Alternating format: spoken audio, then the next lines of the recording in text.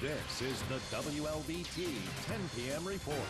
New at 10 tonight, life along the Mississippi River is expected to change drastically in the coming weeks. The National Weather Service is forecasting major to record flooding from Greenville to Natchez. This is caused by snow melt on the upper parts of the Mississippi River. Flood stage here on the Mississippi River at Vicksburg is 43 feet. It's currently just over 39.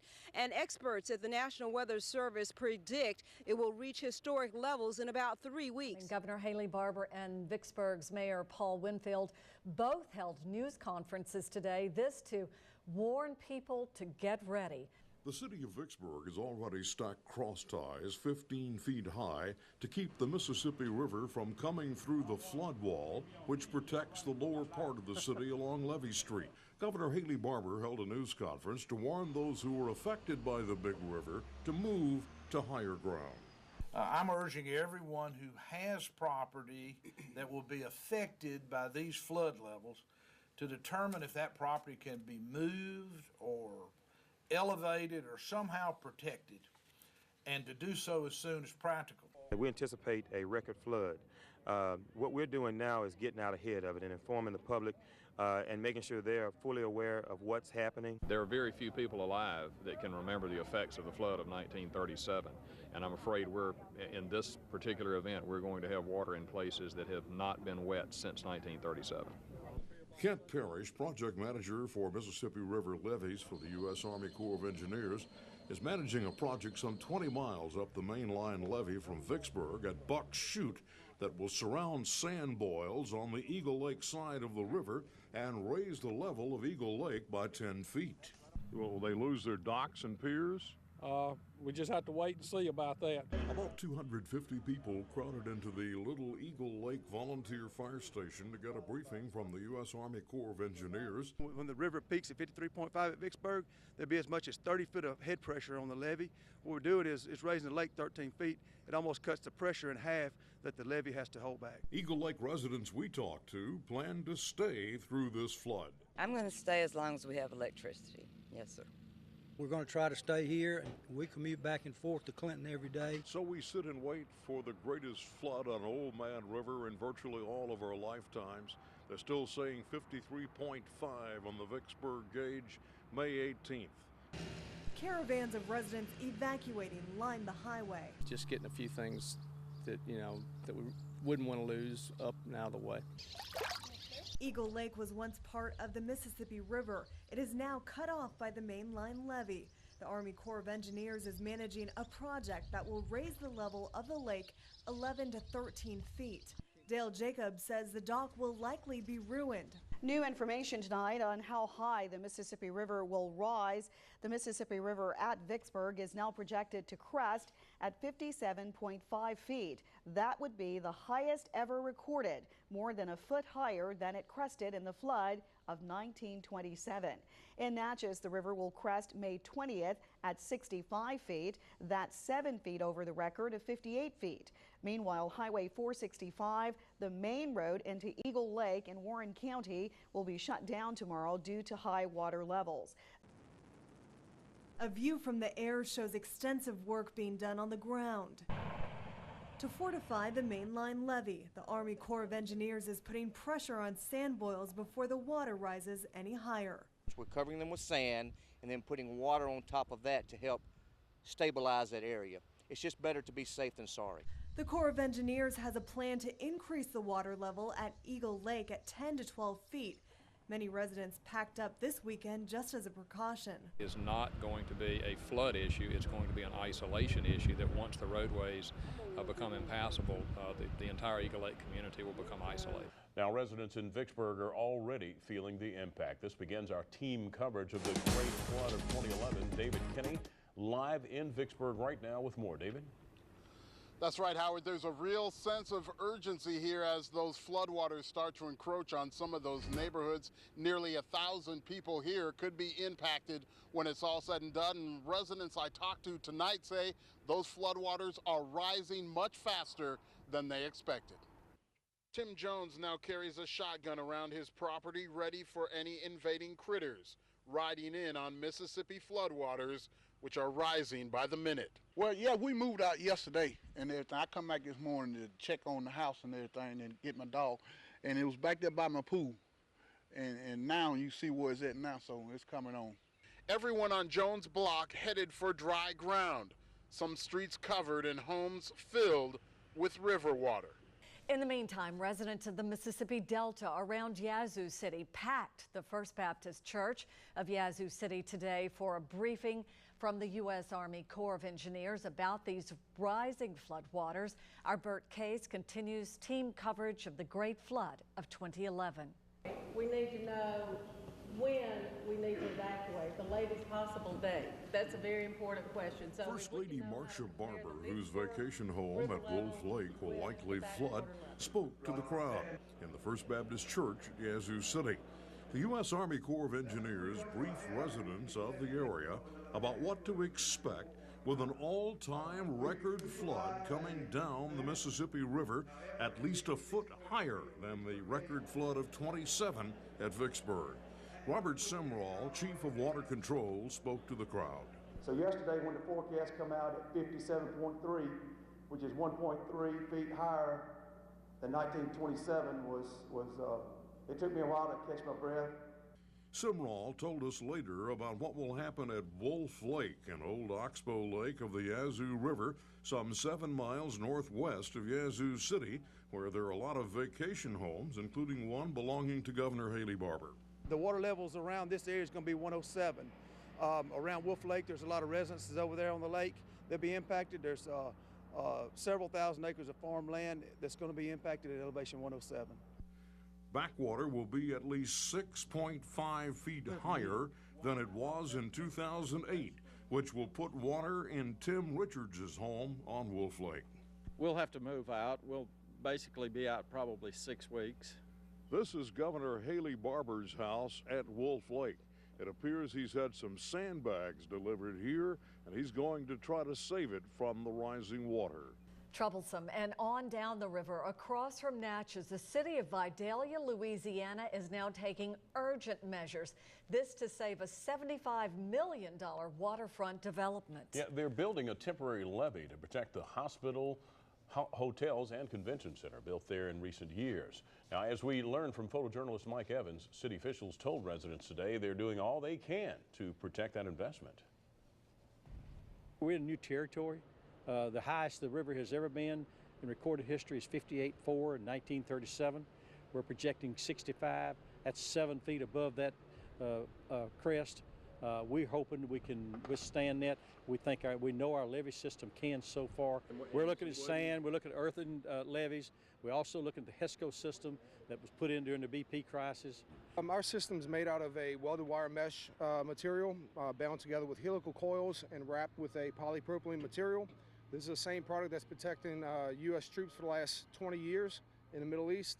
Here in the United States, we manufacture the product in Louisiana, Hammond, Louisiana, for flood protection and other civil projects. You know, we've been through river flooding. I'm just back from Paducah, Kentucky, also up in Missouri where we were building walls on top of earthen structures. But going back into the Katrina days in New Orleans, all of our products succeeded there. Hurricane Gustav in New Orleans again. Midwest floods back in 08 and Fargo in 09. So we're used to dealing with floods. Very important for you to say this. Very important. We worked extremely hard for this, and we're going to do everything we can to save it. And following that epic tornado event, we now have an epic great flood event, the likes of what few have ever seen before in their lifetimes, drowning parts of the South. It's doing right now from Missouri on down the Mississippi River. It is being called an unprecedented flood. Anyone in the way is now headed for higher ground. After thunderous explosions and flashes of orange light, the Mississippi River poured through a wide hole in a giant earthen levee Monday. The levee was under tremendous pressure. This type of deliberate breach was last done during the 1937 flood. 130,000 acres of rich farmland is sacrificed in Missouri by federal authorities to save a town.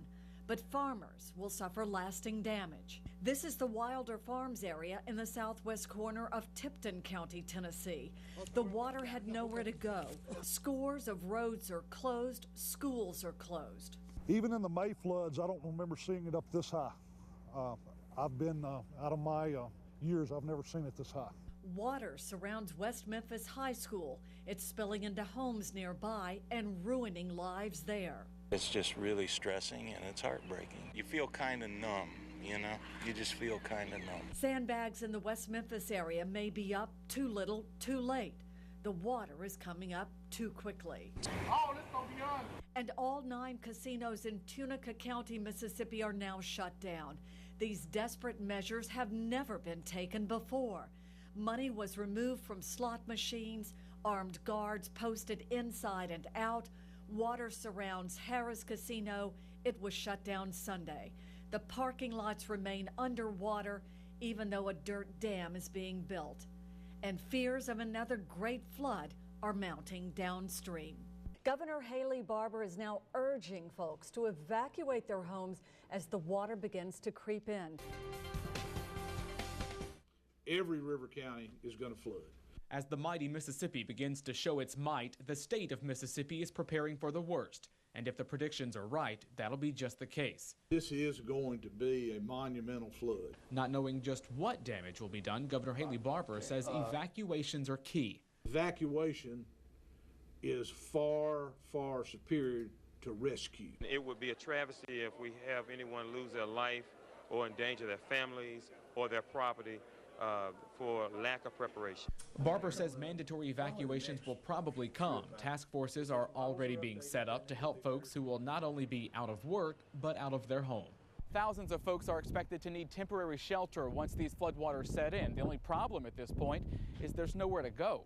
We're going to try to keep them as close to home as we can, but the fact of the matter is, in many of these areas, there are no facilities. Emergency leaders say the best plan of action will come locally. We advise people to take direction from the local emergency management and the local officials. Floodwaters are expected to stick around for weeks, damaging cropland and personal property, which Barbour says is unfortunate, but at least foreseeable. The one thing about floods, as terrible as they are, you have lots of warning. Now, hundreds of residents packed the National Guard Armory in Rolling Fork to find out how the flood could affect them. Our David Kinney is live in Warren County with more on that. David? That's right. The flood threat for residents in Issaquena and Sharkey counties actually comes from the Yazoo River, which starts to back up when the levels of the Mississippi River are high. Now, today, hundreds turned out to a meeting that was led by the U.S. Corps of Engineers. We've heard estimates of up to 1,500 people attended this meeting. Now, the Corps says their expected scenario is an impact where about a foot of water will flow over the Yazoo backwater levee, which is at 95 feet. People with elevations below that should expect flooding. There will also be flooding across roads like Highway 61 at Redwood, which is expected to be closed around May 12th. A worst case scenario would mean a breach of the levee, which could put water at 106 feet, which would mean serious flooding for towns like Rolling Fork and Cary. The Yazoo Backwater Levee was built in 1978. Yes, it's had water up against it, not as high as it has now. We think it's solid. It's been properly maintained by the Mississippi Levee Board. It's up to elevation. Well, I had 5 foot of water in my house in 27 floods, so, you know, if it gets 106, yeah, we're all in trouble. You know, nothing we can do. If the backwater levee's whole, we'll be okay. I don't know what else you can say. And we're here on Highway 61 at the levee entrance into Eagle Lake. And while we've been here, it has been constant traffic. Farmers and others in the South Delta will lose millions because of the Great Flood of 2011. Crops are protected from the high Mississippi River by that main-line levee system. But because the Mississippi is so high, it is backing up the Yazoo River into the South Delta. The National Weather Service and Corps of Engineers estimate Yazoo County will be particularly hard hit. Ed Jordan is a 4th-generation farmer in Mississippi and is losing $1 million worth of crops, plus having to move out of his house, which will likely flood at Carter, Mississippi, northwest of Yazoo City. He and his wife Beth are just devastated. financially, it's going to pretty much ruin us as far as the crops are concerned. I've never seen it over Carter Road proper, you know, so it's mind-boggling. Losing the house and all the land being underwater, which means no money. Across the street, Tommy Brooks is building a dam around his father's shops. Tommy Coleman, who lives on River Road near the Yazoo River, is moving everything out and plans to build a levee around his house. We're getting everything out now, and we'll have it done in 2 days.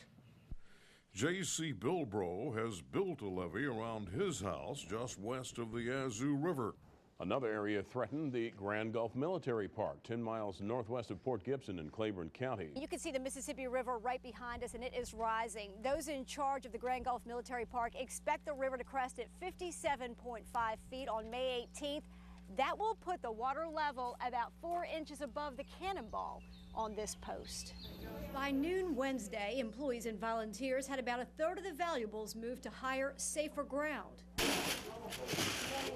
Small items like Indian tools, Civil War era merchandise, books more than a century old. 1798 to 1848. Also large pieces, carriages and vehicles that are scattered around the property. We have a cannon shed. We had a 10-pound Parrott rifle that we had to get out of there. You know, the barrel on it weighs 895 pounds, and this stuff is 175 years old. Have you ever had to move all those big items before? No, we have not. We've been lucky. We've had water up to our gate here before, but we're looking at 2 feet of water inside the museum this time.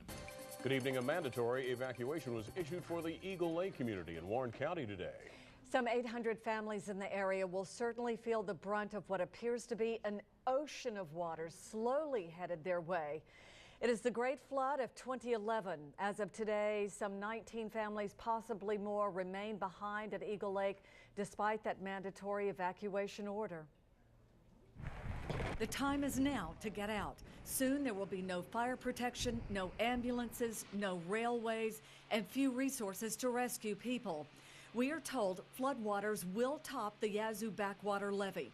Since Monday, deputies have gone door to door. For families who dare to stay behind, lawmen are asking for next of kin information. Muddy Bayou, these are the gates they opened the other day, and it's almost level on both sides now. Skycopter 3 took these pictures today of people desperately trying to get their possessions packed up and out of harm's way. But they've got mattresses and some other stuff from these campsites. Roads and houses are slowly going underwater, miles even away from Eagle Lake. We know the backwater levee is going to overflow, and it may be too late to get people out if it does breach. A breach could be catastrophic. Do you think these backwater levees will hold? Do you have any confidence in that? We don't know. One of the homes we moved out was 12 miles up the levee. We know the Corps up there doing all they can do for it. We watch their survey crews. We're watching the motor graders. They're putting gravel and dirt on top of it. We hope that it holds, because if it doesn't, we're all going under. It would put water at the 107 elevation mark in Eagle Lake. The vast majority of the community sits at 101 to 103. Governor Barber is warning of a monumental flood, and no one is taking this lightly. And the U.S. Army Corps of Engineers in Vicksburg has created a potential flood area map based on the latest crest predictions showing which areas of Warren, Issaquena, Sharkey, Yazoo, and Humphreys counties are likely to flood.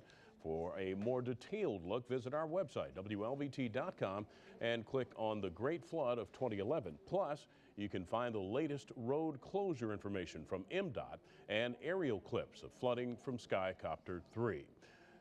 And the clock is ticking for families living in low-lying areas of Warren County, or anyone who lives in a place where their path out will get flooded. Our Cheryl Lassiter is live in Vicksburg with more. Cheryl? Well, Howard, take a look at the Diamond Jacks Casino. You can see it here behind me. The water is just brushing up against the back door there now. And a few neighborhoods just north of here, they're starting to get water as well. The good news is there's still a little bit of time for those people to leave, some by car. Unfortunately, others by boat at this point. People are still hanging around some of these residential areas close to the river, but water is creeping in quickly. The water you see here on Eva Street in Vicksburg was not this deep yesterday. Warren County District 2 Supervisor William Banks was out there warning people to leave as soon as possible. Power has already been cut off to them to further encourage them to evacuate. How far underwater will this area be? This will be probably about 3 or 4 feet underwater. People in some neighborhoods have heard the call. They are loading trucks with all their furniture as the river stages get higher here in Vicksburg. Now, Governor Barber has been telling us for the past few days that a monumental flood is coming this way, and if we sound like a broken record, it's only because it is so important that people really listen, and the time to get out and pack your bags and go to higher ground is now. And the great flood of 2011 has some farmers very anxious in the South Delta, especially Yazoo County. 45-year-old Clay Adcock has a degree from Ole Miss in accounting, but he's been a farmer in Yazoo County for 25 years, and he's never seen a flood like the one coming. He's going to lose 2,000 acres of soybeans, cotton, and corn to the rising water. We're going to lose probably 300,000 acres of this going to be flooded land. Of that, 2/3 of it is trees and wildlife. Only 1/3 of it is farmland. So it's a far-reaching impact. It's not just us. We're moving out of our house right now, and my farming operation's in pretty good shape. I'm going to lose 200 acres of cotton. Larry Burrows farms about 1,000 acres of land in Warren County, and about 700 acres of that will go underwater near Redwood. We've never experienced it. We don't know. All I know is this is going to be great big, and it's going to last a long time. That's the problem. It's going to last a long time. Further downstream, residents in Natchez are bracing for the historic flood. The effects from the waters are expected to be minimal there, but across the river, the damage could be worse. David Kenny with more on that. Drastic measures are being taken to fight off floodwaters at Natchez under the hill. Industrial box-shaped sandbags are being lined up like a fortress around historic buildings. We're paying all this out of pocket. We're getting no state or federal funding at this moment. We take a lot of pride in the property and trying to renovate it and keep the properties up and recognize the historical values. The Isle of Capri Casino is still open for business, but will close Saturday indefinitely as the mighty Mississippi continues to rise. That's exactly the original Natchez, and that's where it all used to happen several years ago, but we want to keep what we can. Across the river in Vidalia, Louisiana, the flood fight effort more intensified, all to protect a multi-million-dollar waterfront, hospitals, hotels, and convention center. We're going to work with our partners, our sheriffs, our local officials. Louisiana Governor Bobby Jindal toured the area Thursday to witness the state-funded sandbagging project firsthand. Here in Vidalia, you've got water that'll be overtopping this waterfront, the riverfront, as soon as Monday. The state has sent 18,000 feet of HESCO baskets to help them protect their water wells, their critical infrastructure, a couple of hospitals along this levee. And so we're here to make sure they've got the resources they need. Vidalia city officials confident the levees will hold and protect the Louisiana town of 4,000 that sits right in the shadow of the raging Mississippi River. Well, many people in and around the small town of Satarsha are watching the water, but they're not waiting any longer. Julie Straw continues our coverage of the Great Flood of 2011. After several days of packing, Elaine Fuller is saying goodbye to the brick house on Satarsha Road she's called home for more than 35 years. She doesn't want to leave, but she knows she can't stay. I don't think I'm gonna come back. It's too much. I'm getting too old to fight floodwaters. A back shed that was dry yesterday is now sitting in water. Fuller replaced the floors in her home after the flood of 2008, but this time will be different. FEMA man came by and told us that we may see the rooftop when it's over with, and he told us that it may not get out till mid-July. As you can see, the river is already high, but over the next 2 weeks, it's expected to rise another 9 feet. The Browns are watching the water levels from the town bridge. Whatever Lord wanted to be, He gonna be no matter how we feel. Their home sits across from already soaking crops. Sandbags are in place just in case, but Julianne Brown knows they need to start packing their belongings. We all got a little bit out, but we got to get it. I see now, keep coming, we're gonna have to get. There is a levee on the east side of the Yazoo River here. Folks living in its protection expect little to no flooding. I feel like the levee is sound. Just stay here and, not going anywhere. Regardless of how far the floodwaters reach, families are packing up to perhaps never return, and that is a change already being felt in this small community.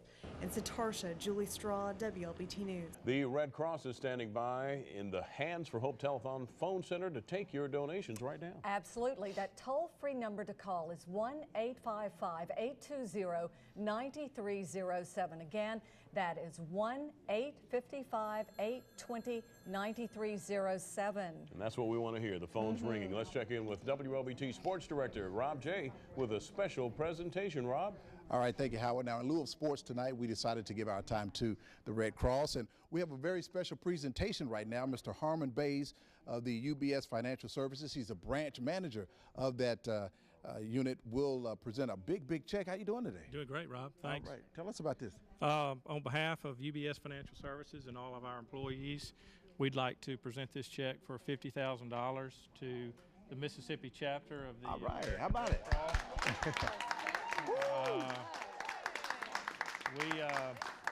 We know that with the recent tornadoes and upcoming flooding that may be happening, that this is an opportune time for the money to come in. So we're pleased to present this check to you. Barbie, Mississippians have some big hearts because over the two-day total, $240,000 raised so far, and there's still time to call in. Yes, there is. Yes. Way to go, guys. Thank Give you. a good shot of them real quick. Red Okay. Cross. Well, right now, 2 Red Cross shelters are open, one in Vicksburg and one in Tunica, but the options will probably increase as the floodwaters bear down. In light of the floodwaters creeping closer by the hour, we've seen a lot of people packing up their trucks and vehicles, heading out to stay with friends and relatives. But for some, it's not that convenient. I ain't got nowhere to go, but I got to look for somebody to go. In that case, the Red Cross has opened up this shelter at Hawkins United Methodist Church on Halls Ferry Road in Vicksburg. There's another shelter also open in Tunica. Flood evacuees can eat, shower, and sleep at the shelters. We have had some people drop in to inquire. We had some folks who actually have an area. They were coming from the Eagle Lake north of town. Right now, 48 cots are set up inside this recreation room. However, there is room for 125 if need be.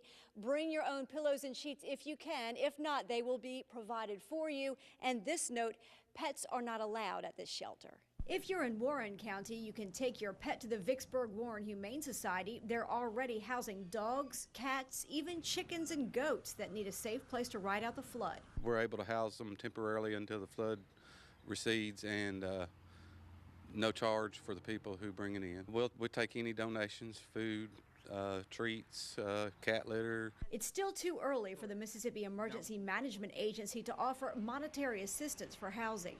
Until we get a regular presidential disaster declaration, the only thing that we can offer people that are being displaced by the flood are Red Cross shelters. David Kinney is live in Vicksburg with more. David? That's right, Marcia. Those floodwaters out here on the Mississippi River are rising about a foot a day, every minute, getting closer to businesses and homes, and some of those people here are fleeing for higher ground.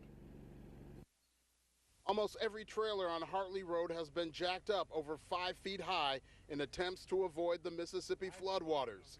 Sadly, that may not be high enough. I hope it crests at 56. 57.5 is not a good number for me in my neighborhood. I planned on 56 at this height.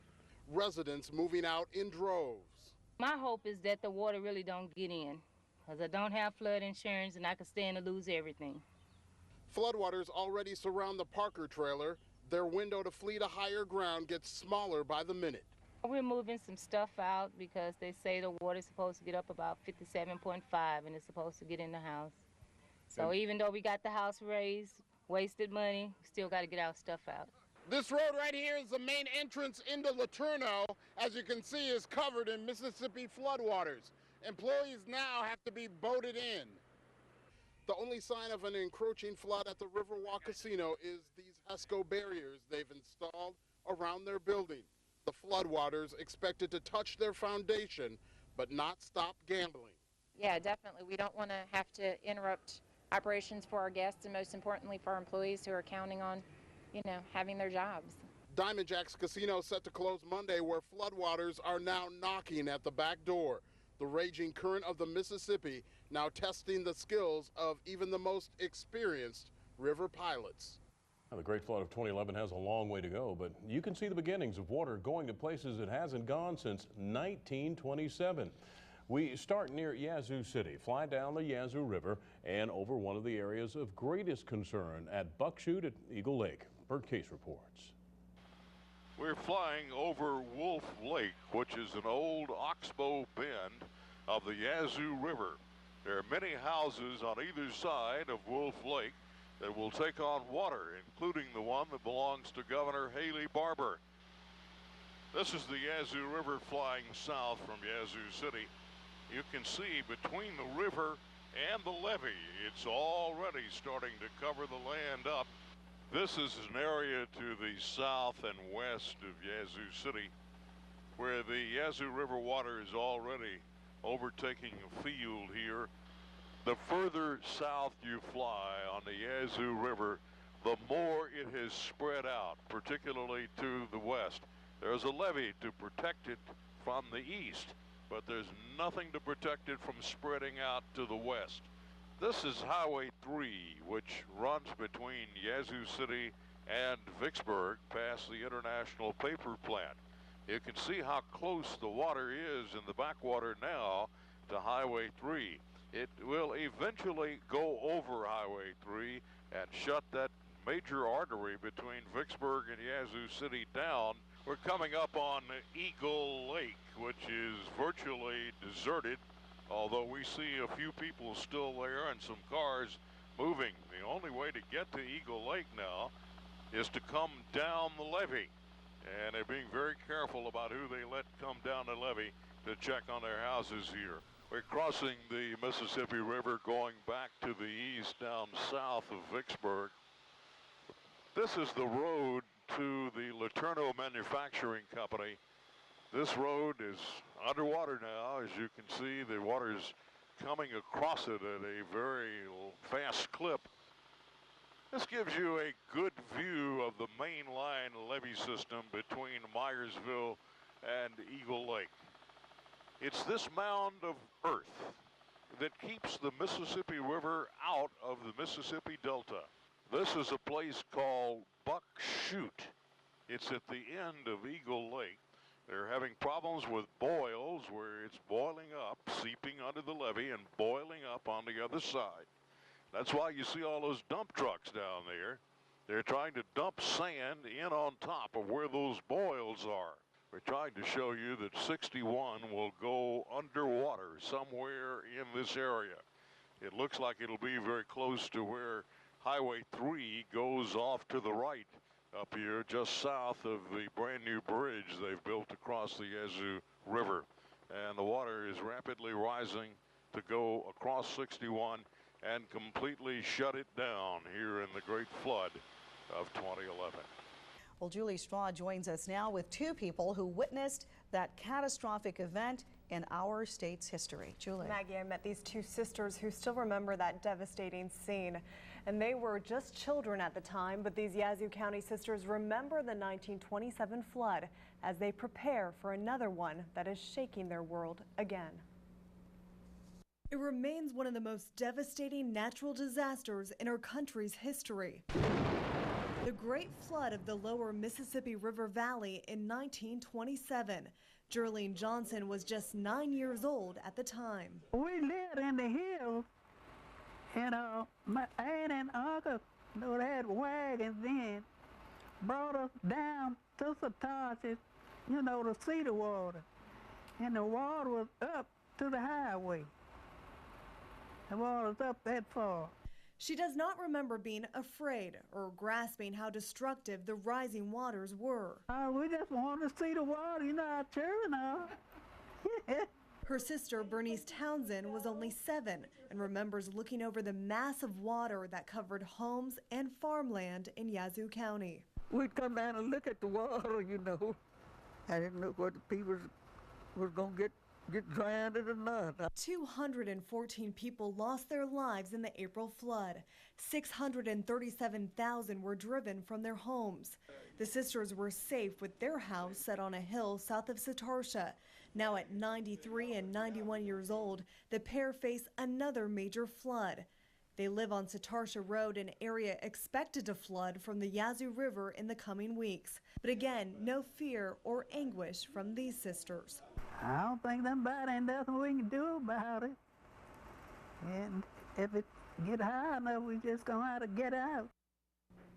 They do have family in the area. Even a daughter that came down from Chicago flew in today to help them pack up valuables and furniture. But as you can see, they both have great spirits about them. They really do. Amazing story. In Warren County, 1,500 households have been evacuated due to rising water. According to MEMA, not everyone is fleeing. A group of business owners and managers near the Green Meadows subdivision off Highway 61 south in Vicksburg is doing what they can to fight the flood.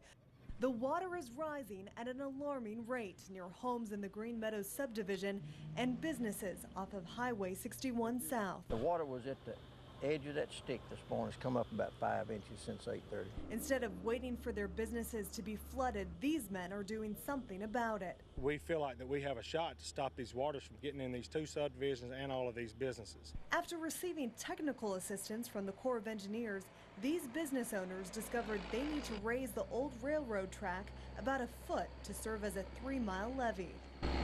Moving dirt, hauling dirt in, spreading it, packing it, and trying to build it up, so it won't come over. They're using their own resources and money, about $40,000 in the last 2 weeks. We've got some pumps located to keep the water out.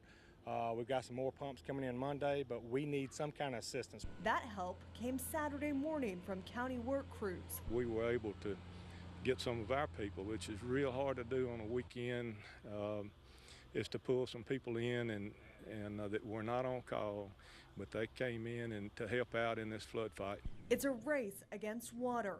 If they finish this work and if the Mississippi River crests at 57.5 feet at Vicksburg as expected, maybe an entire neighborhood and a dozen businesses can be saved. If everybody will pray that it'll stay dry and not rain for a couple of more 2 or 3 weeks, and maybe it'll work. I hope it will. Businesses are shutting down in preparation for the rising water. International Paper's Vicksburg Mill on Highway 3 near Redwood is closing today. The business will remain shuttered until waters recede. Wednesday, north-south rail service to the plant was suspended. A statement from the company said most of the mill's 296 employees will be laid off, and a minimal skeleton crew will work to secure the plant. Meanwhile, Diamond Jack's Casino is expected to close at 3 o'clock Monday morning. Last week, we showed you how the casino had raised its barge to prepare for that flood. After the crest was raised to 57.5 feet on May 20th, that changed Diamond Jack's plans. This is the culprit that's causing all of the problems. The father of waters, the mighty, muddy Mississippi River.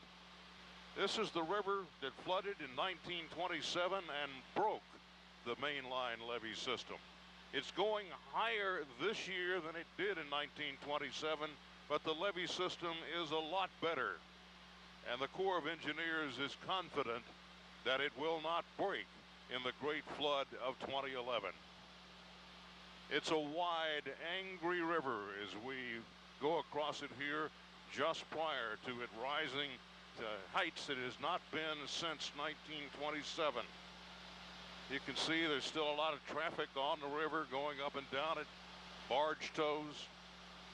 It's out of its banks now. It's up against the levee system. And the levee system that runs all the way from Tennessee to Vicksburg is all that protects the farmland on either side in Louisiana and Mississippi from this raging river. As the level of the Mississippi River inches higher and higher day after day, many residents living near its banks are trying everything they can to prepare and protect their homes and businesses. Tonight, our Bird Case begins our team coverage of the Great Flood of 2011 from Vicksburg. The Mississippi River at Vicksburg went above the level it reached in the flood of 1973. It was 51.85 feet Monday on the gauge at Vicksburg, or a quarter of a foot higher than 73. That's almost 10 feet above flood stage. The rising river has forced the closing of Diamond Jack's Casino. A huge levee is being built to protect Ergon Marine next door. Ergon fuels and services tugboats while they're underway. South of town, a huge levee is being built to protect Foam Packaging Incorporated, which makes foam egg cartons. Ray English, the president of the company, says the decision to build the levee was to save 137 jobs. But we feel confident that we're going to make sure that we don't have any water in our building. We made a decision, and once we made a decision, we got the best people to do it, and we've had 2 different groups working with us. Nearby, John Scroggins, a 79-year-old retired Army Corps of Engineers employee, is building a strong levee around his house just inside the South Vicksburg city limits. I've put about $5,000 in it so far, but that's a small price to pay for what my house and my furniture and stuff is worth. It's a small price to pay. Sandbags are now being put in place at Mid-South Lumber Company, which is on Highway 61 South. Railroad ties are now stacked at Grove Street and Levee Streets to keep water out of downtown Vicksburg along the waterfront. The old train station has water in it. And residents along the Yazoo River are fighting rising water while also preparing their property for the worst. The small town of Satarsha, south of Yazoo City, has closed its bridge over the Yazoo River while working to raise the levee there. Howard, the small town of 75 residents has experienced flooding before from the Yazoo River, but nothing like what is expected in the coming days. Piles of dirt are unloaded onto the entrance of the Satarsha Bridge. That's the town's mayor driving the bulldozer. Yeah, I'm doing my part. With the help of the Army Corps of Engineers, locals are doing what they can to keep the rising water out of this small town. The levee needs to be raised approximately 4 foot from the level it was at to hold the backwater off. Once this levee is built up, it is expected to protect the residences and businesses here in the small town of Satarsha. But those living on this side of the levee are already expecting the very worst. Ian Hart has just removed 4 generations worth of belongings from the home his grandfather built in 1916. The 27 flood is the only water that's ever been in it until now. He has boarded up the windows and built a makeshift fence to minimize damage from waves and floating debris. This is one of 3 family homes, along with 2,500 acres of farmland that will soon be underwater. Well, you know, you have to laugh. If you don't laugh, you cry. But I guess I'm ready. I'm just ready for it to come on now and do what it's going to do. The Yazoo River keeps rising, pushing out over its banks. Ross Nesbitt's home of 30 years is right in its path. He travels on his boat daily, checking on the rising water and praying for Satarsha's safety. I think the levee will hold, and I just pray that it doesn't go over the levee. Of course, when something like this happens, you tend to think the worst, and hopefully it won't be the worst. Neighbors are really helping neighbors there, and the flood stage for the Yazoo River is 29 feet. As of this morning, the stage was 33.7 feet and is expected to rise another 6 feet by May 20th. Just south of Natchez on Burke Road, the Mississippi floodwaters are crossing roads and threatening homes. It's aggravating, I tell you, but we're just a few of them. Everybody else is doing the same thing. It's going to be history, what it's going to be. 4 feet of water is expected to saturate this house. It's been abandoned by the owner. In Natchez, Peter Trosclair has stripped his home down, including the heating and cooling system. So I'm getting everything I can get up to, above the water level. He's raised some of his furniture and tied it off at the rafters. The floodwaters predicted to go above his windows. There's no question it's coming. I'm just trying to get prepared and do the best I can do. The Isle of Capri Casino now closed, water pooling at its entrance and rising. The project to preserve the historic restaurants under the hill almost complete, a fortress built to hold back the raging Mississippi. Yeah, they're jumping in front of you right there. Across the river in Vidalia, Louisiana, inmates work at a feverish pace to complete a monumental sandbagging of a waterfront convention center and other buildings outside the levee. No evacuations are underway, but residents have been put on standby. We are going to have some high water, of course, as everybody knows. It will be a historically high event, but we have full confidence and complete confidence in the levee. So. The Mississippi River has about 8 more feet to go before it crests here in about 2 weeks. Residents just hoping that everything they've done to stop it from coming inland is going to be enough. And the speed at which that water is starting to come in is even amazing. Some who have survived floods here for several years. Time is running out for residents of the Ford subdivision to get their belongings to higher ground. Floodwaters have almost surrounded every home here. Some have already gone under. I say my house is right at the track, and basically it can't take no more right now. It's going to affect it bad. Water inside? It's not in there now, but, you know, it's getting there. Cornelius Johnson believes his home will be spared, but his neighbors weren't so lucky. He's lived through every flood here for the last 50 years, but has never seen anything like this. Right, it definitely is hardship. Anytime you have to move in and out, it's a hardship. Once you start moving, something gonna get tore up that you already have, you know, and you have to replace it along with redoing your homes. Vicksburg police have called in reinforcements to prevent travel down 16 roads that were closed due to flooding. 240 families now displaced, not knowing when they can return. The fire department is doing all they can, as well as the sheriff department. But if we have to use those resources to go out and rescue someone, then obviously that's putting our lives at danger as well as the first responders. The flood now threatens to cross Highway 61 at Redwood. Corps engineers predict that will happen Thursday, cutting off this major artery into the Delta right at the bridge over the Yazoo River, where below, the waters that usually flow south are being pushed north by the flood surge. You're now looking at the current of the Mississippi River flying downstream much, much faster than it ever has before. That's made it hard for boat pilots to navigate this very hard turn here and then get under that I-20 bridge. You know, about a month ago, that bridge was hit by a boat captain. The barge numbers are having to shorten the barges on those boats because it's so hard making that turn and getting under that bridge. Well, a common sight in the South Delta these days is brand new levees being erected all around houses on flat land that are expected to flood between now and May 19th. We went back to visit one farmer in the little town of Carter. I hate to imagine what's going to happen. It's bad.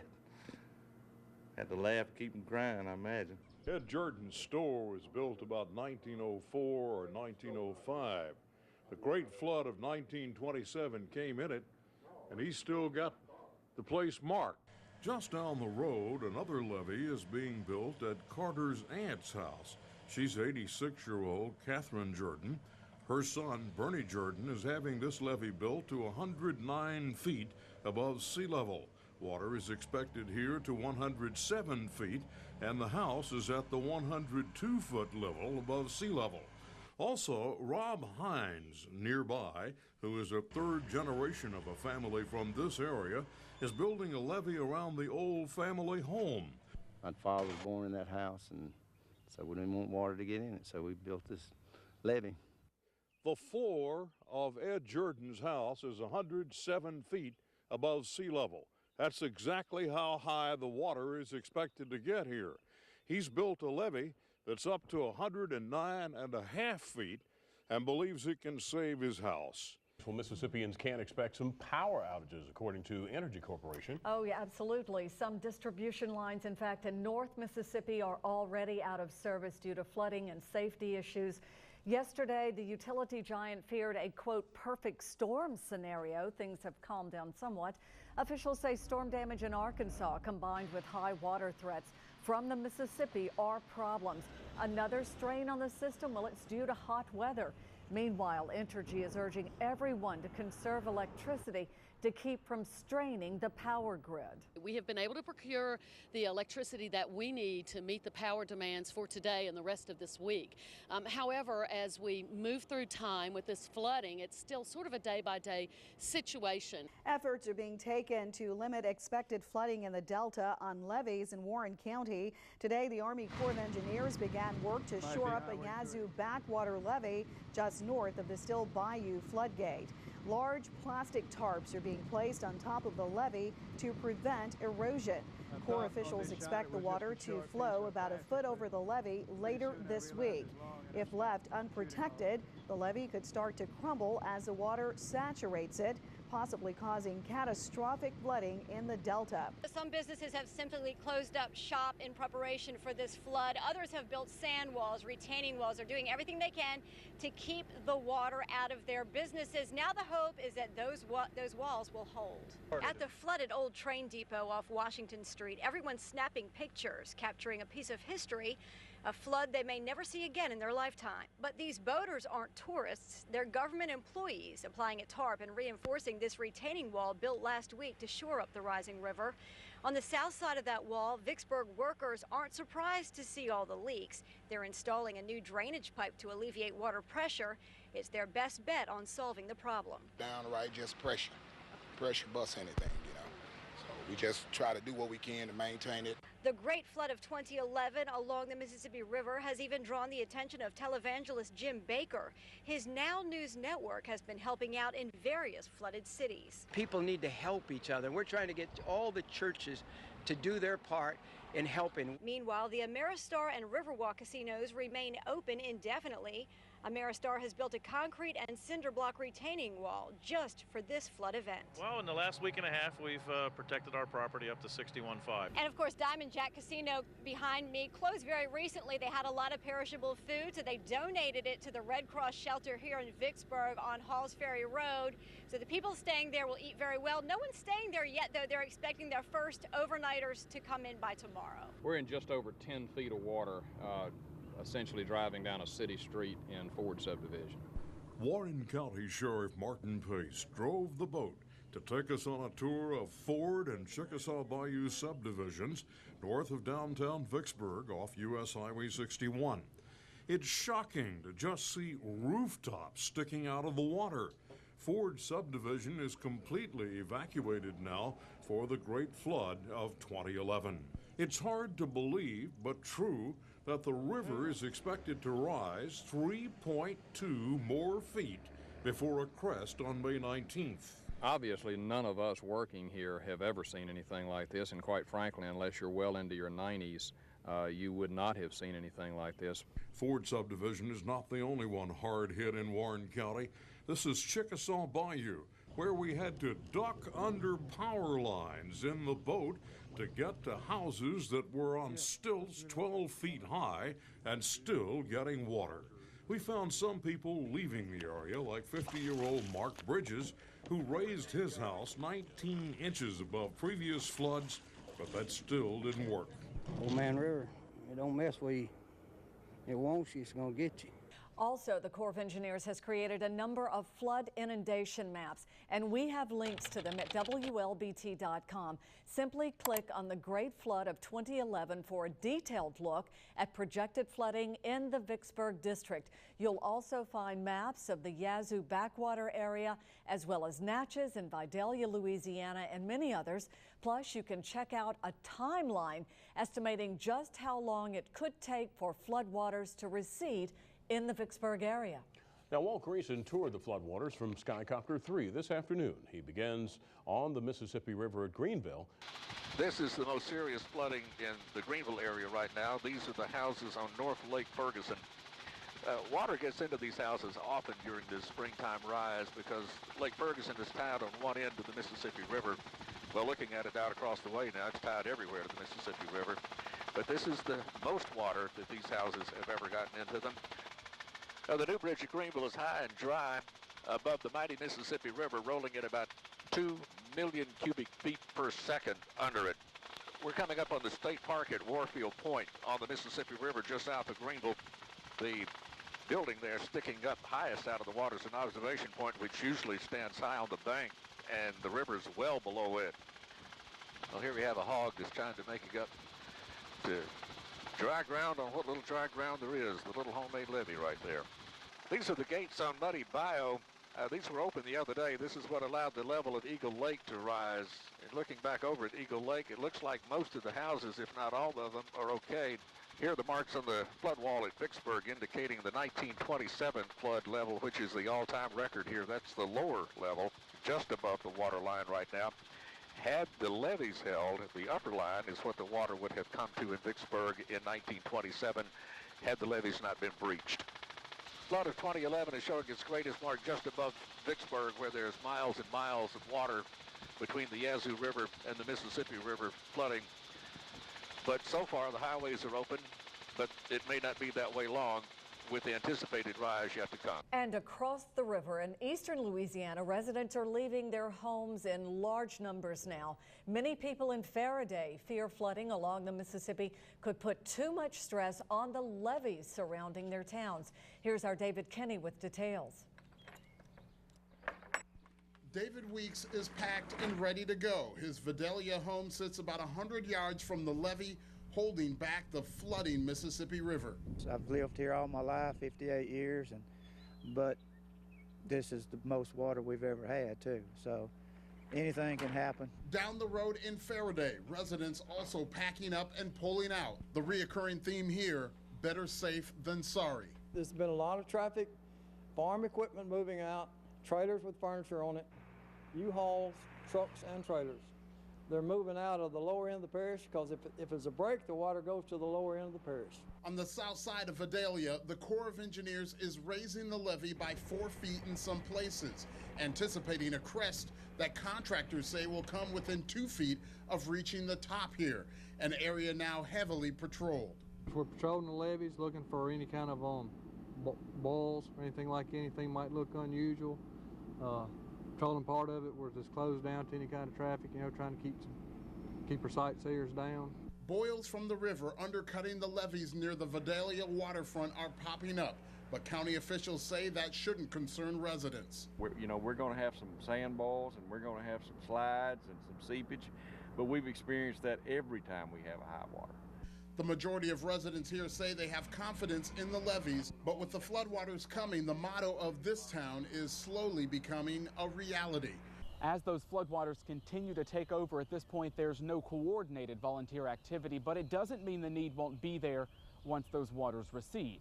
A plan for long-term volunteer response is already in the works, and Glover hopes volunteers will once again help a stranger in need. There are so many small things that people can do that make tremendous amounts of difference in times when your whole world is turned upside down. Meanwhile, the United Way is offering financial assistance to families who've had to evacuate by paying rent, deposits, and storage fees, as well as paying other families $500 for taking in those who are displaced. Rosalind Anderson has more from Belzona. Humphreys County residents crowded around officials from the U.S. Army Corps of Engineers and the Mississippi Levee Board to get maps and materials to find out if their land will be taken over by floodwaters. Hundreds packed the Humphreys County multi-purpose building for the latest information. They were told that some areas are protected, but in other areas, up to 200,000 acres could be underwater. Over here in the Carter area, between here and Yazoo City, that water is coming up from the Mississippi River, up the Yazoo River, and it's going back into this area and go over 49 Highway and 149 Highway. There's very little flooding now along the Yazoo River. MDOT has not closed any roadways. Will any of the streets in Belzona flood?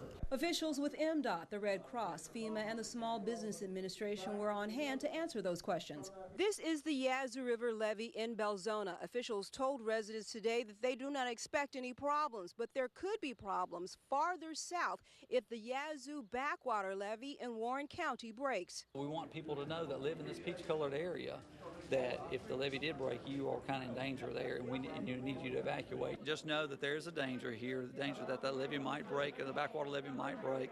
And if it did, you still have a couple days to get out. If the Yazoo backwater levee gives way, over 800,000 acres could be flooded between Warren and Humphreys counties.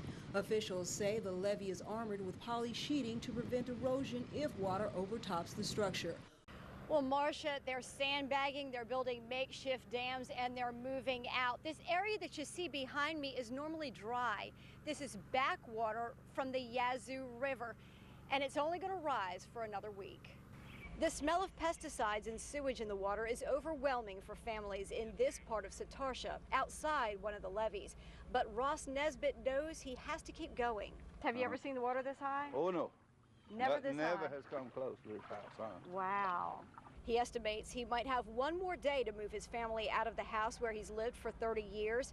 He expects the water to reach as high as the windows. The day before yesterday, this was dry right here. It's coming up about 12 inches a day. Do you think your house is going to be destroyed? Do you think it's going to be totaled? I think it's going to be totaled, yeah.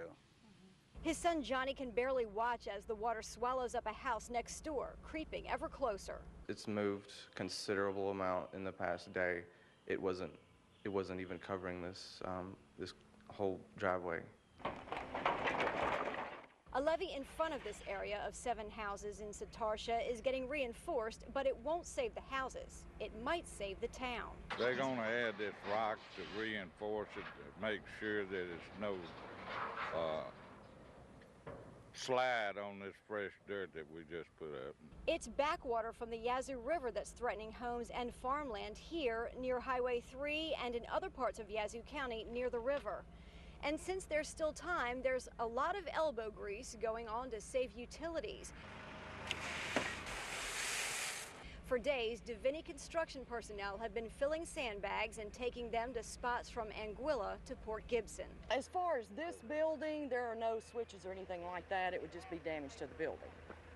But the AT&T cabinets that we've been doing carry signal and things like that, so it could mean a lot of phone lines down. And Marcia, that family that we interviewed, the Nesbitts, they are lucky. They have storage on higher ground. They can take all their furniture there, and they have the means to get it there.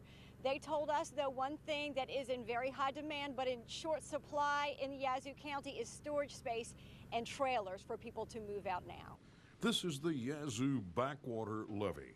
It protects 1.2 million acres of farmland north of Vicksburg from the Yazoo River that is backing up because of the historic levels on the Mississippi. A polyethylene material used to line garbage dumps has been placed on the levee by 140 people working in the last week in an emergency job that cannot exceed $1.1 million in cost.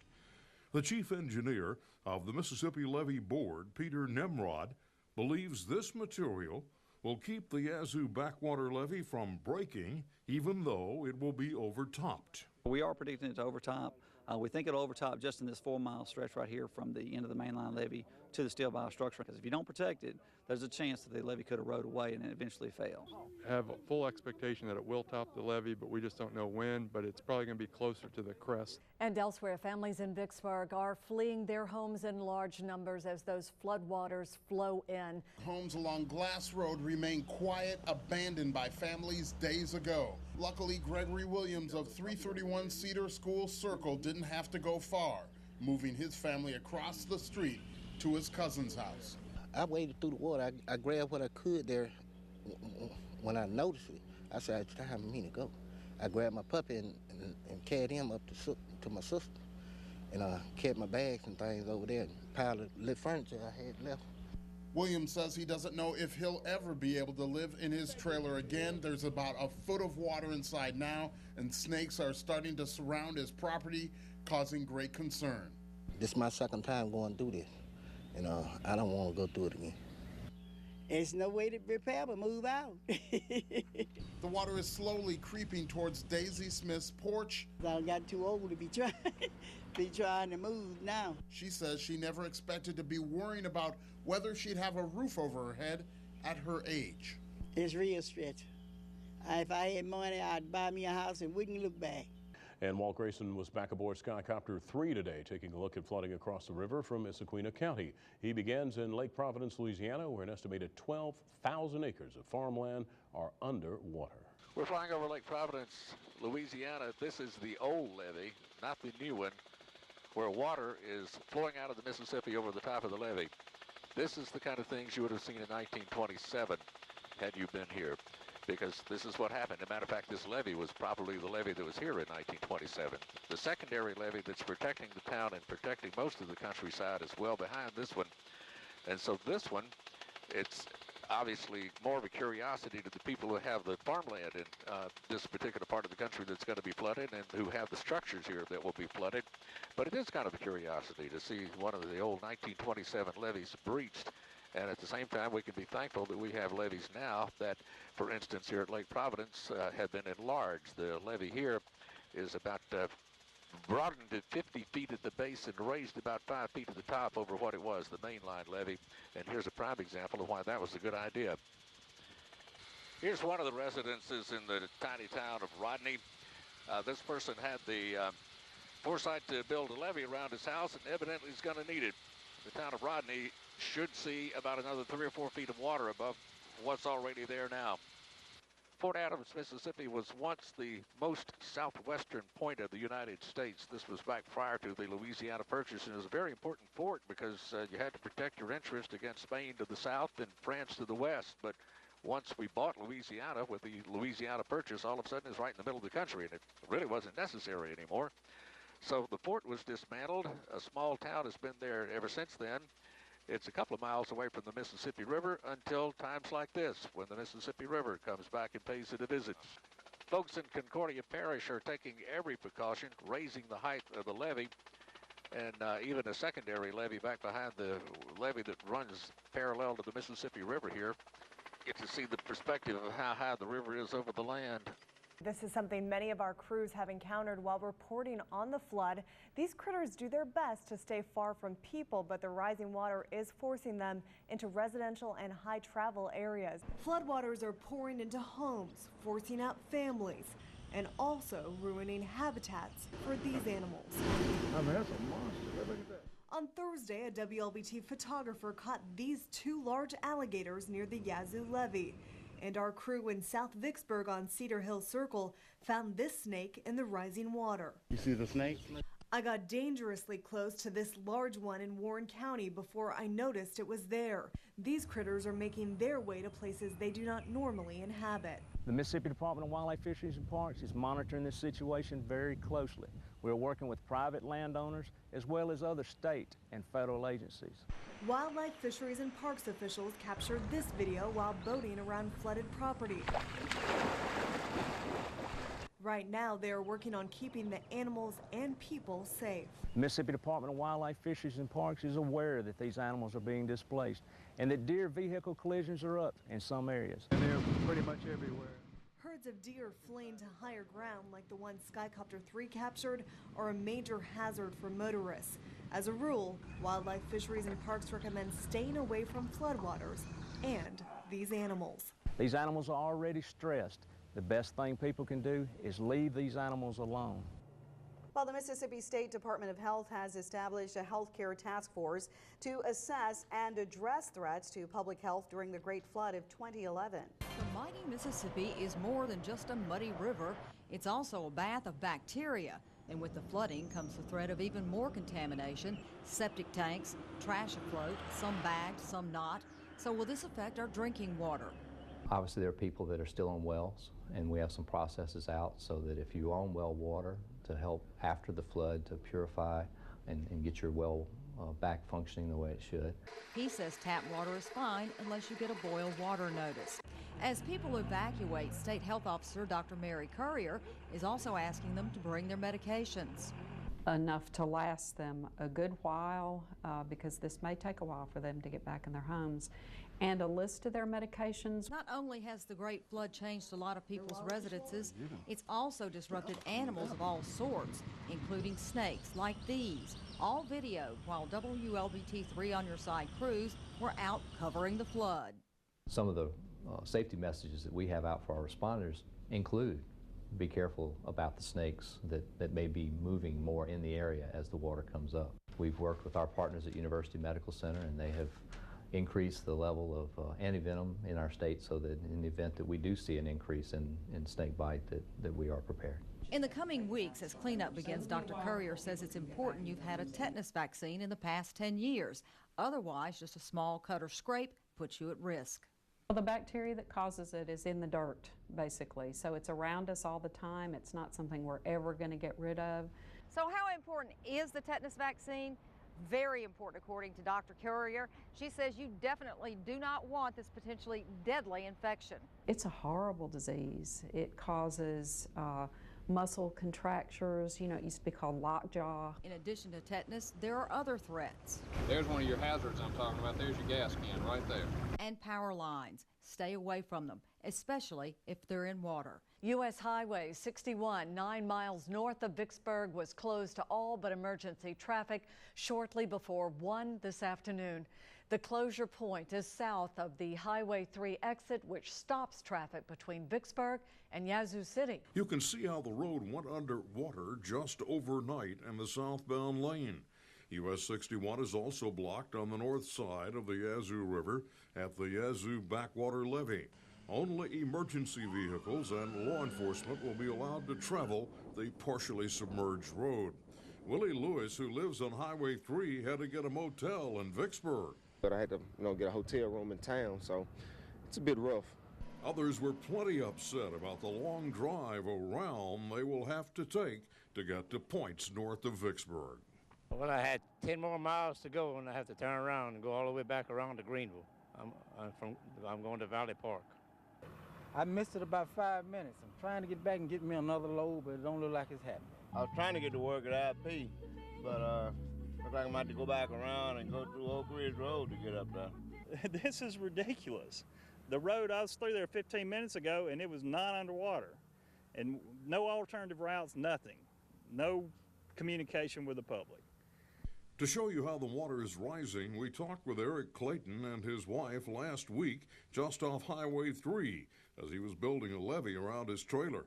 It didn't work, and he had to leave with a family of 6. MDOT has now activated its call center traffic information phone line to handle the high volume of calls from the public about highway closures due to all of this flooding.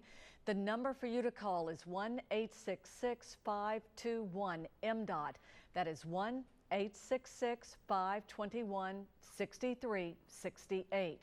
The call center hours are from 8 a.m. until 8 p.m. The Mississippi River is still 6 days from cresting in the city of Vicksburg. Records have been set for just how fast the current is actually moving downriver, and it is putting an enormous strain on a system designed to protect people in Mississippi and Louisiana as well. Our David Kinney is live now in Vicksburg with the very latest. David? That's right. The Mississippi River watershed system is a series of levees and backwater areas that are designed to store water and minimize flooding of homes in situations like this when that river is very high. Right now, it's being tested like never before, and the U.S. Army Corps of Engineers says so far, so good. The U.S. Army Corps of Engineers updated the media on the flood fight aboard the MV Mississippi, the largest tugboat anywhere on the Mississippi River. Major General Michael Walsh says the levees are holding and the backwater systems aiding in taking pressure off the flow of the river. We've got our engineers still walking the levees, looking for sand boils or anything or any other type of weakness in the system, and we're working those directly as the crest moves down. Corps officials say river gauges upstream are dropping, but with the crest still 6 days away from Vicksburg, residents are being urged to remain vigilant. As the crest starts going down, people are feeling that they're comfortable, but they're still at historically high levels. And so we need to keep our flood engineers on the levees. People need to be vigilant, make sure that sand boils are protected, and we work on those well and quickly and rapidly, decisively. And then we also look for slides in the levees as well. As the water goes down, there could be a slide. The Corps now focusing on how those downstream will be affected, especially southern Louisiana when the Morganza floodway is opened. And we're looking at that if we get to 1.5 million cubic feet per second, passing the Red River landing. That's when we'll begin operations on that particular landing.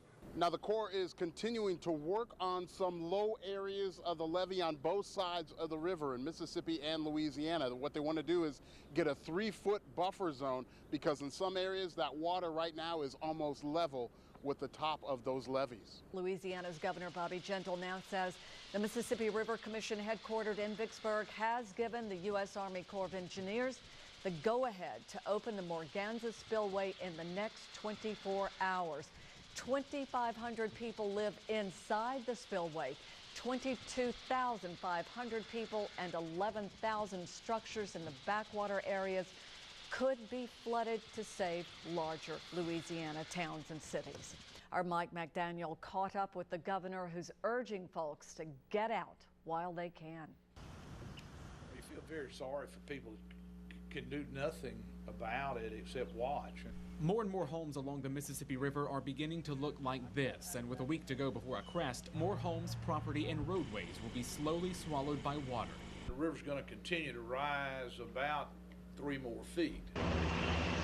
Governor Haley Barbour had a view from the sky Friday morning and says backwater flooding is presenting the biggest problem and expects the South Delta region to be hit the hardest. In the backwater areas, there's a tremendous amount of water, but not as much as there's going to be. Barbour says so far the Mississippi River levees appear to be holding up, and while they may be doing their job, it's important for folks not to let their guard down when it comes to evacuations.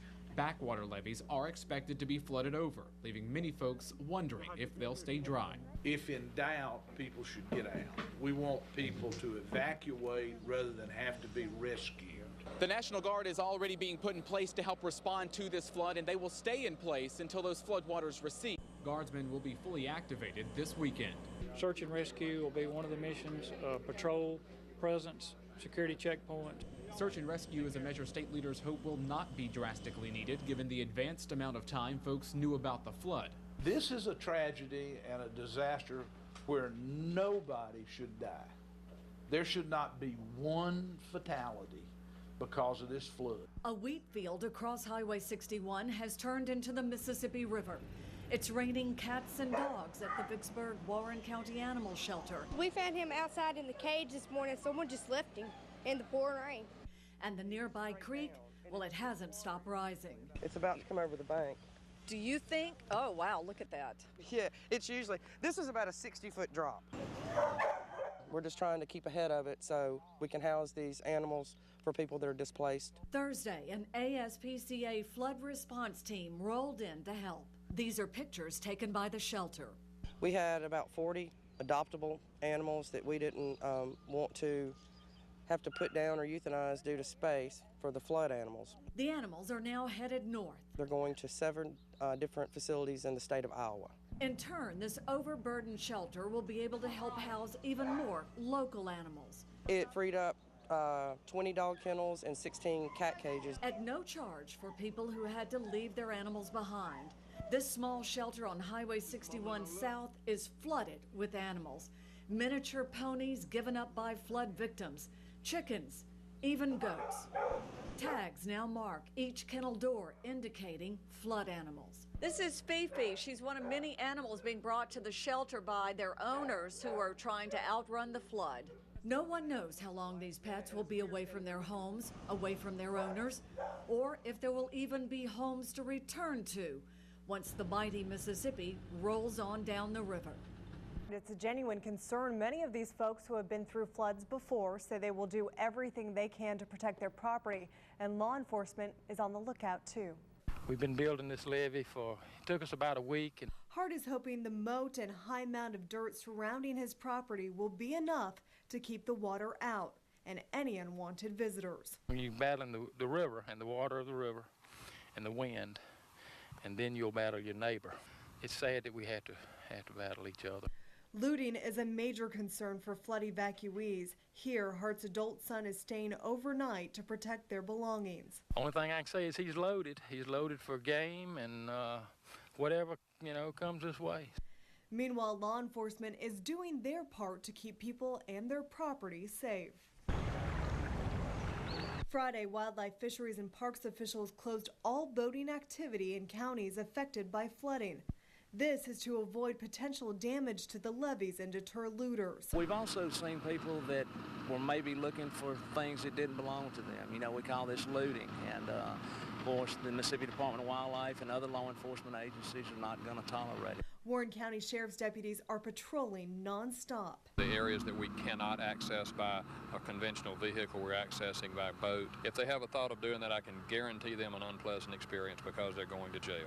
Good evening, and thank you so much for joining us. I'm Rosalind Anderson. The Army Corps of Engineers released water from the massive Morganza spillway along the rising Mississippi River in Louisiana today.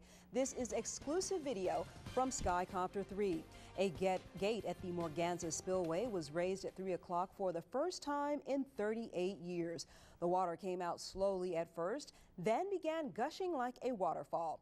The water will cover the Cajun countryside in hopes of avoiding a potentially bigger disaster in heavily populated areas downstream. About 3,000 square miles of land known for small farms and fish camps could wind up under as much as 25 feet of water. Officials say the move will ease pressure on levees protecting New Orleans, Baton Rouge, and critical oil refineries and chemical plants downstream. Engineers feared weeks of pressure could ultimately swamp New Orleans with nearly 20 feet of water.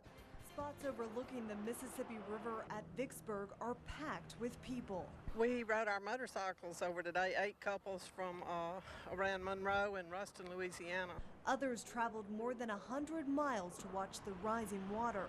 With pictures and video, families capture the historic event, a flood that will surpass all others in the Magnolia State. The water hasn't been this high since 1927 and felt like it's a part of history, so we came to see it.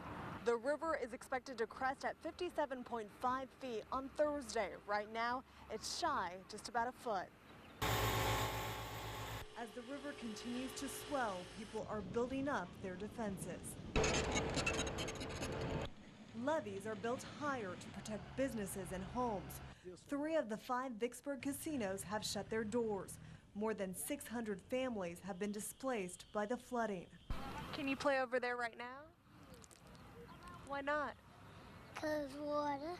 With roads shut down, businesses closed, homes vacated, Vicksburg residents are watching their city adjust to the rising water. All thing that we hope for, that it just, slow down, it don't come over. The Mississippi River has taken over what was pasture and grazing land for Greg Bryan's horses in the Yakima community in southern Warren County. Each day they tread more water. Sunday, the Bryan and Simrall families moved the fence closer to Highway 61, trying to give the horses more dry land. We're running out of grass and about out of hay, so we're making these preparations to move them up a little further on dry ground. I think the water's going to stick around for a couple of weeks, so we've got quite some time to go before we start reclaiming any pasture land. His son Wes has ventured on horseback into the waters that overtook 150 acres. We were swimming in the floodwaters back there, me and my brother Adam. It kind of feels like they're just going up and back. It was up to their necks. Right now, I probably got close to $25,000 in it. Just down Highway 61, Paul Lynn has added about 18 feet to the levee he built around his home in 2008. It's holding back 25 feet of water. I'm trying to save my pasture land for my horses and everything around here. We got dogs and everything, don't want to leave. We're just trying to survive. Farther south on 61, houses are being swallowed as residents make the last rounds getting out what they can. Overhead, helicopters electronically monitor boats and fishermen to keep them away from power lines. An executive order has been issued preventing anyone from entering the floodwaters. Past Dogwood Road, Highway 61 is closed as floodwaters from the Big Black and the Mississippi River creep over the 2-lane roadway. This is the Yazoo backwater levee that they're so concerned about being topped. They're now saying that it should be topped when the Mississippi River reaches 57.2 or 3. They're expecting that Wednesday night or Thursday morning. You can see the water is right up to the roadway now and just about to go across the top of the Yazoo backwater levee. While some have moved to higher ground, some remain behind to fight the flood, which is not always a winning battle. This is Cornelius Johnson's home in the Ford subdivision in Vicksburg last Tuesday as the floodwaters started to creep in. He told me he thought he'd be spared as we walked his back lawn. This is Johnson's home today. It's an island. Sheriff Martin Pace had to boat him in to assess the damage. We looked in there, still a portion of it dry, but down in the basement part, It's got about 18 inches of water in it. My hat's off to the citizens, the poor people who have been affected by all this, have been just so, so gracious to everybody. But yeah, no problems, no looting. I'm going to be about 3 or 4 inches short. On May 6th, I visited with Mark Lockwood on Hartley Road after he had raised his home 8 feet trying to stay high and dry. Now his trailer is slowly sinking, along with all his neighbors. My neighbor told me this morning it's about 2 inches of water on the floor, so I'm just, a few inches underwater right now. Deborah Emery thought she had the answer: surround her home with a dirt levee and hope for the best, but the Mississippi River proved to be too much. 9 feet high. We thought we'd be safe, and we would have, but the levee was breached last night, so the water came in and now our home's flooded. It's a total loss. FEMA representatives were in the area Monday talking with residents, promising help by week's end, but for some, it could take longer just to grasp the reality of the damage left by the floodwaters. Yes, we come back. Just build it higher up off the ground and hope this never happens again. This is the Rodney community just southwest of Alcorn. Backwaters have taken over beautiful places of worship, swamped homes. The owner of this house tried in vain to keep the muddy waters out. A levee was built, but it was all in vain. Now pumps are pulling water out by the gallons with hopes the damage will somehow be minimized. The Grand Gulf Military Park in Port Gibson was evacuated. Historical objects and documents moved out long before the floodwaters moved in. Some of the park remains high and dry, but surrounding areas have fallen victim to the record flood. Farther to the north in Claiborne County, we flew near Port Gibson itself. The backdrop, Mississippi's nuclear power plant. Waters cover low-lying areas near the plant, but it remains secure. The little town of Allen has survived the river's wrath, but in the distance, a looming threat for miles and miles, an ocean of water. Skycopter 3 flew over a portion of Highway 61 South, closed off to all but emergency traffic. This is a sight you'll rarely see, if ever. Both lanes are submerged. Then we captured this image, man-made in a wheat field, Vicksburg, 2011. A subtle yet lasting reminder the farmland has escaped as a flood of historic proportions continues to slink its way to the Gulf of Mexico. Now just a few days shy of a century, the Jones family has operated their lumber company on the Mississippi River in Natchez. The history of the mill decorates their office walls, lined with their own product, Mississippi hardwoods, which they ship around the world. So far, so good. We're still dry. After battling a slumping economy and previous floods, the Jones family now in the fight of their life against the mighty Mississippi River. We fought a lot of floods, never one like this. The 100-year flood now threatening the future of this company just as old. A giant $500,000 levee now the only thing preventing Jones Lumber from going under. One breach and it's over. I mean, there's no way once the levee is breached that we can fight it then.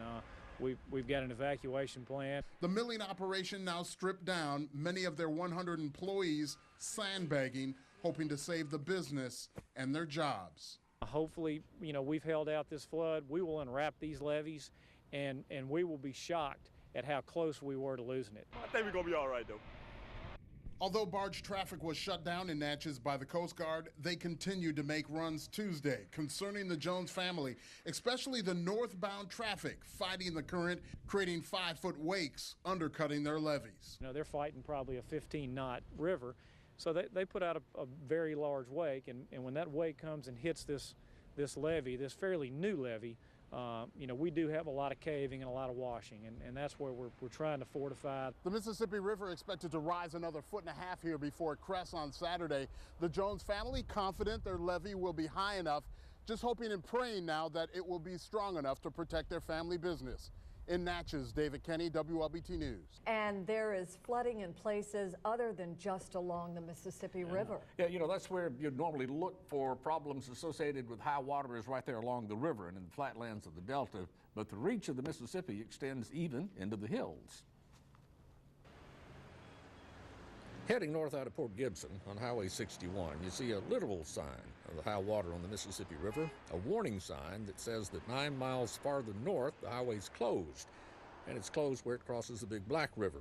But you don't have to go nearly that far out of Port Gibson to see high water. Just look around. Little Bow Pier is out of its banks and into some yards and houses because it too can't drain and river water has backed up into it and consequently into Port Gibson. Out west of Port Gibson is the Windsor Ruins. You can't get there by the usual route through town right now because low-lying streams at the foot of the bluffs, a good way away from the river, are flooding the road. And even on the back road, you better be careful. Schaefer Road is normally pretty quiet anyway, but especially today because Widow's Creek has overflowed and flooded it. It's a peaceful little lake right now, and this flooded roadway is unmarked. You just have to know where you're going and be prepared to slow down for places that normally cross streams. The road may or may not be flooded, and if it is, it may or may not be barricaded. Another of my favorite runaways, Rodney, is accessible only by boat now. Rodney was a river port up until about a century ago when the Mississippi changed course and deserted Rodney, about 2 miles to the west. Some say the town dried up after that. Well, it may have dwindled in importance and population, but we'll have to use another term other than dried up for a while because the river is back. One good thing about the advance warning at Rodney, when people packed up and left, a couple of them even brought their homes out. Last time the river was this high was 1927, and people still talk about that flood up until today. Wonder how long we'll talk about the great flood of 2011. Hopefully a long time before it is superseded by another one. But it is a great flood, and it isn't confined to just the lowlands along the river. It's even disrupting life in the hills by raising streams to flood proportions that empty into the Mississippi River, sometimes several miles away. Historic proportions. Yeah. It is. I guess we can tell this to our grandchildren, and they'll go, gosh, when's he going to quit? Well, this river really continues to churn downstream. The current here, unbelievable. But in terms of overspilling its banks, it's really started to slow down. Residents here hoping that's a sign that the Mississippi River has reached its flood potential. The floodwaters continue to create headaches for motorists in Warren County. Highway 3 shut down north of Redwood with only a few inches covering the road. On Highway 61, dump trucks were the only vehicles headed north, carrying gravel to the levees to minimize boils and slides. Now more than ever, floodwaters have touched the lives of home and business owners. We have almost 2,100 residents and business owners in the Warren County and City of Vicksburg area who have been directly affected by the floodwaters. We're concerned about, of course, people trying to come back in too early. There was a snake on one of the porches of the houses that we were visiting today. Lieutenant Governor Phil Bryant met with flood victims at the Salvation Army Distribution Center in Vicksburg, now providing meals and other supplies to those who were forced from their homes by the rising waters. That's the reason we are here, and we are standing, and that's doing the most good. That's a promise to our people, the hurting. We are there with them to support whatever we can support them. The help for flood victims like Mike Barham, now living in a tent with his mother and dog with nowhere to turn. Pretty bad because I don't know what we're going to do when we get back because I'm unemployed and my mother, she's disabled, and that's all we have to live on. I had a little grass cutting job I do and lost it because of the flood. With the crest right around the corner, flood victims now preparing themselves for what they may find when they return home after the waters slowly recede. And as you could imagine, charities here in Mississippi stretch really thin now after we have the tornadoes and now the flooding. But if you want to make a donation to help the flood victims, you can do that. Even if you don't live in Vicksburg, take it to your local office, and that help will eventually make its way here to Warren County. For now, I'll send it back to you. A 100-year-old woman who saw the Mississippi River flood as a teenager back in 1927 has returned to Vicksburg to witness the great flood of 2011. Our Bert Case shares her story. When Waddell Hawkins of Forest first learned the Mississippi River at Vicksburg had gone higher than it did in 1927, she asked her son David Hawkins to take her back to Vicksburg to see the river once again. She had first seen it at age 16 after a long ride from Forest on dirt roads in a Model T Ford in 1927. What was the first thing you thought when you saw it today? I said, where's the water? Because before you did, I didn't have You have bridges and everything now, and we had nothing then. When she first saw it in 1927, the river had broken the mainline levee system north of Greenville and had flooded the entire delta in a rampage never to be forgotten. She pointed south of the bridges to the Louisiana side, where you could only see water, to show us what she saw in 1927. Take all of that away. Take all of that away. Take the tower away, and you'll see what I saw. But it's wonderful to see the progress it's made. Now tell me why you wanted to come see the river today. I'd been here before. I wanted to come back. She expected the water to be much closer to the bridges than it actually is. So you're seeing the Mississippi River surrounding the old Yazoo and Mississippi Valley Railroad station at the highest it's ever been in recorded history, a foot above 1927. And we continue our coverage. Skycopter 3 was back in the air today for an aerial perspective of flooding in the Yazoo backwater area. As pilot Coit Bailey shows us tonight, the airport and many homes, including Governor Haley Barbour's, are now underwater. And we're up in the Delta area right now, just outside of Yazoo. As you can see, this is a coyote that we saw that was running across a flooded field trying to look for some higher ground, but this coyote had not found it yet. He's continuing to search for some high ground. These are Fish and Game officials, and it looks like National Guard members that are staging right off of Highway 49. We're looking over the trees here at the Yazoo Airport. As you can see, the windsock right there on the left-hand side of your frame. The runway is completely covered with water. You can't even tell there's a runway there, and the hangars are just barely out of the water. This is Wolf Lake, which is to the northwest of Yazoo, about 10 miles. And you can see the homes along Wolf Lake. Most of them have water in them. And this is the governor's house right here. You can see the water coming all the way up to the bottom of the second floor there. The governor's house off Wolf Lake in Lake City, just outside of Yazoo. And this is coming back along Wolf Lake, looking at several of the homes that have protective berms built around them. They appear to be holding, and it looks like the people that went through the difficulty of building the berms, they have been successful in many cases at keeping the water out. The homes that did not have the berms built, as you can see, are inundated with water here along Wolf Lake in Lake City, Mississippi, just outside Yazoo. A drive along Highway 49 in Yazoo and Humphreys counties seems more like a drive along a beachfront road. This is Yazoo River backwater, drowning out crops. It could get worse if the backwater levee gives way, and that's their concern in Rolling Fork in Sharkey County. Inmates have filled tens of thousands of sandbags to put around government buildings and vital utilities. They also plan to hand them out to families. If it's holds, I don't think we're having a problem. We might get some water on the farmland or whatever, but I don't think it'll get up in Rolling Fork. Good evening. The Mississippi River has reached its crest at Vicksburg in the Great Flood of 2011. The National Weather Service and the Corps of Engineers say the crest was 0.4 of a foot below the predicted level at 57.1 feet. Flood stage is 43 feet. Our Bert Case toured the flooding from the air aboard Skycopter 3. You're looking at a view you may never see again. The Mississippi River this high. We're just north of the intersection of 61 and 3. Highway 3 is shut down because of water like that being over the roadway from the Yazoo backwater.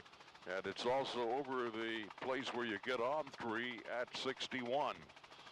The fact that the water has gone over 61 here has caused a complete shutdown of both roadways to the general public.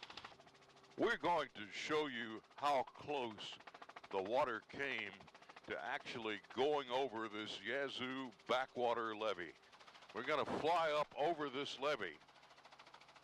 You're about to see water coming from the Mississippi River backing up in the Yazoo River, and see how precariously close it came to going over that levee and flooding the entire South Delta. But as it turns out, it was not needed. You can see how close it came, though, already up onto the roadway down here in this very low spot. This is the Anderson Tully Lumber Company in Vicksburg, which successfully built a major levee all the way around it, and it has worked. The mainline levee performed magnificently in the flood of 2011, but it's still got a lot of work to do because this water is not expected to go down to flood level at Vicksburg until about the third week in June. Just south of Vicksburg, Warren County deputies have traded in their patrol cars for an outboard motorboat, floating through deserted neighborhoods. It's a slow disaster that's arisen within the water that no one's ever seen before. It's very devastating to the community. One of the major concerns we have is, which you can see, we have major thoroughfare of electrical lines, and they're still activated at this time. These detectives, the only ones allowed in this area at this point, witnessing the flood devastation for residents who fled the rising waters weeks ago. This home, normally elevated 12 feet high, the water now well over their doorstep. Based on their estimations, they, basically thought that they could make it, but since the water has risen to, I guess you could say, to a level that no one had ever seen before, then they just wasn't able to withstand. We're now sitting in a boat on top of Laterno Road. About 2 weeks ago, the water here was just about an inch on the road. Right now, about 7.5 feet. The Laterno plant in the distance, now shut down aside from a skeleton maintenance staff. Businesses in the area quiet too, except for the sound of waters slapping against their buildings. Some will come back. We've heard some say they would not come back. They would relocate. Community stuck together and helping these people within shelter if they need it. A lot of them have moved in with families and friends. And especially in my lifetime, I've never seen water reach this level, so it would be really something to remember. If you need to travel Highway 49 in Humphreys and Yazoo counties, you have just over an hour left to do it. MDOT plans to close the roadway at 7:30 tonight due to flooding. Although it's still drivable, MEMA says it's not worth the risk of someone driving off the road or getting stuck. It's really hard to gauge how quick the water's coming up in that area. So people that are going that way, that are planning to go that way, just make sure you check with MDOT first. Most of the roads branching off this portion of 49 have already been shut down, and you can see why. Many of the houses and structures are only accessible by boat at this point, including Simmons Catfish in Yazoo County. 700 water acres of this high-volume catfish producer are under floodwaters. All of the fish have been moved into 25 ponds that have been protected. Office operations are now running out of the old Bank Plus building on Main Street in Yazoo City. We've had to build a protective levee system around the plant, offices, and the processing. And also we built a protected levee around 25 of our ponds to protect the fish. It will withstand a 109-foot above sea level flood. It's an effort to prevent losing the fish downstream. And the Yazoo River is supposed to crest at 39 feet, but we still have a few days to go and a few more inches to go. It's not supposed to crest until Monday. Recovery from the Great Flood of 2011 will be a huge task. That's why officials from the United States Department of Agriculture are trying to get a head start by taking a two-day tour of southern states affected by recent natural disasters.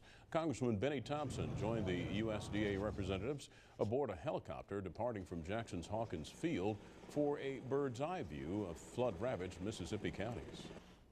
One of the criticisms of Katrina was the federal response was inadequate. So even while the water is here, we want those individuals and agencies who have a responsibility for dealing with the response to be on the ground, to know what it is, so when the water recedes, we can get on the business of getting those communities made whole again. USDA officials say it's still too soon to put a dollar figure on the damage. They will assess damages and discuss available assistance with rural communities. For Bill Frederick, it's a job of nonstop updates. The guidance comes in 4 times a day. Forecasts occur twice a day.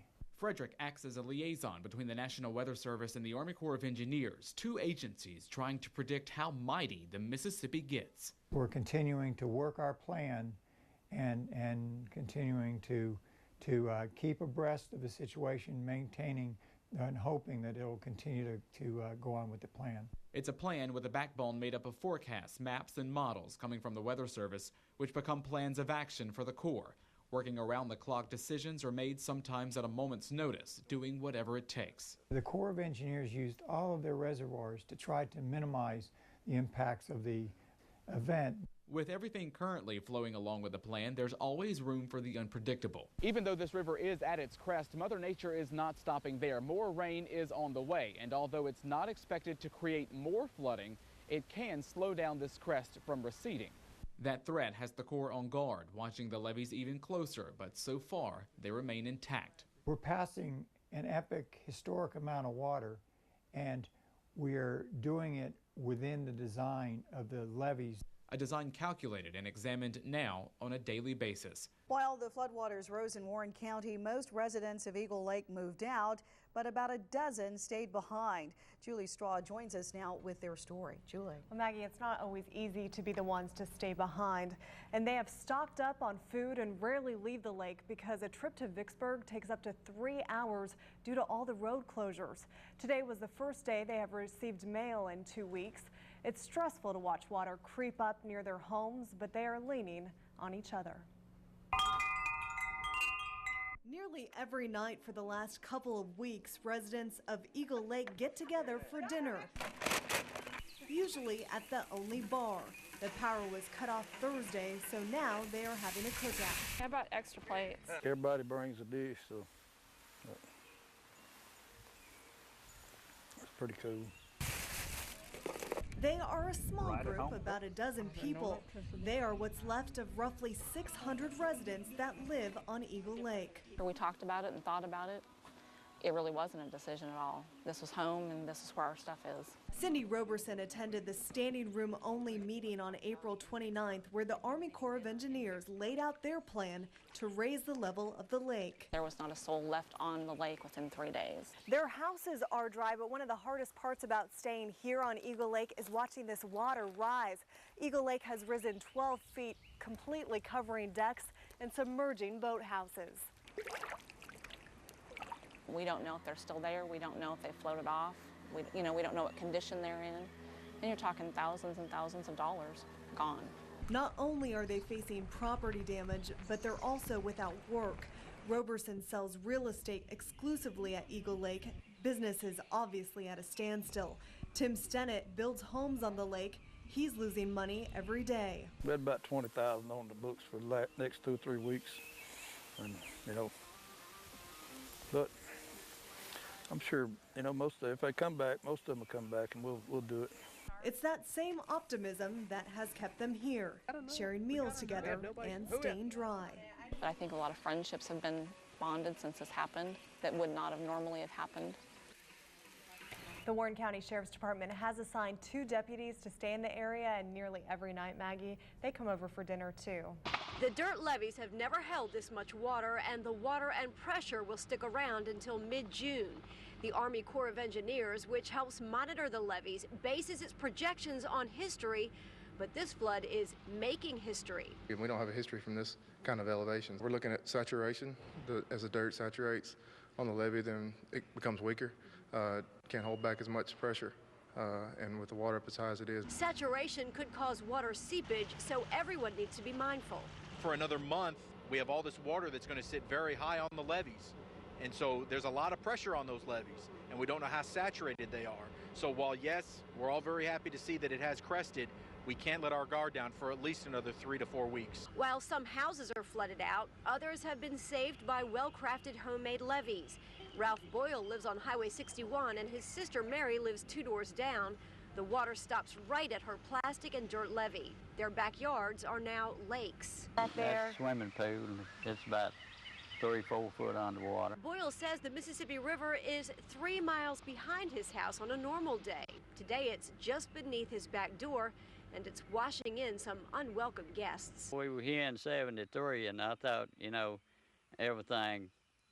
anything above 73 flood was safe, but it's not.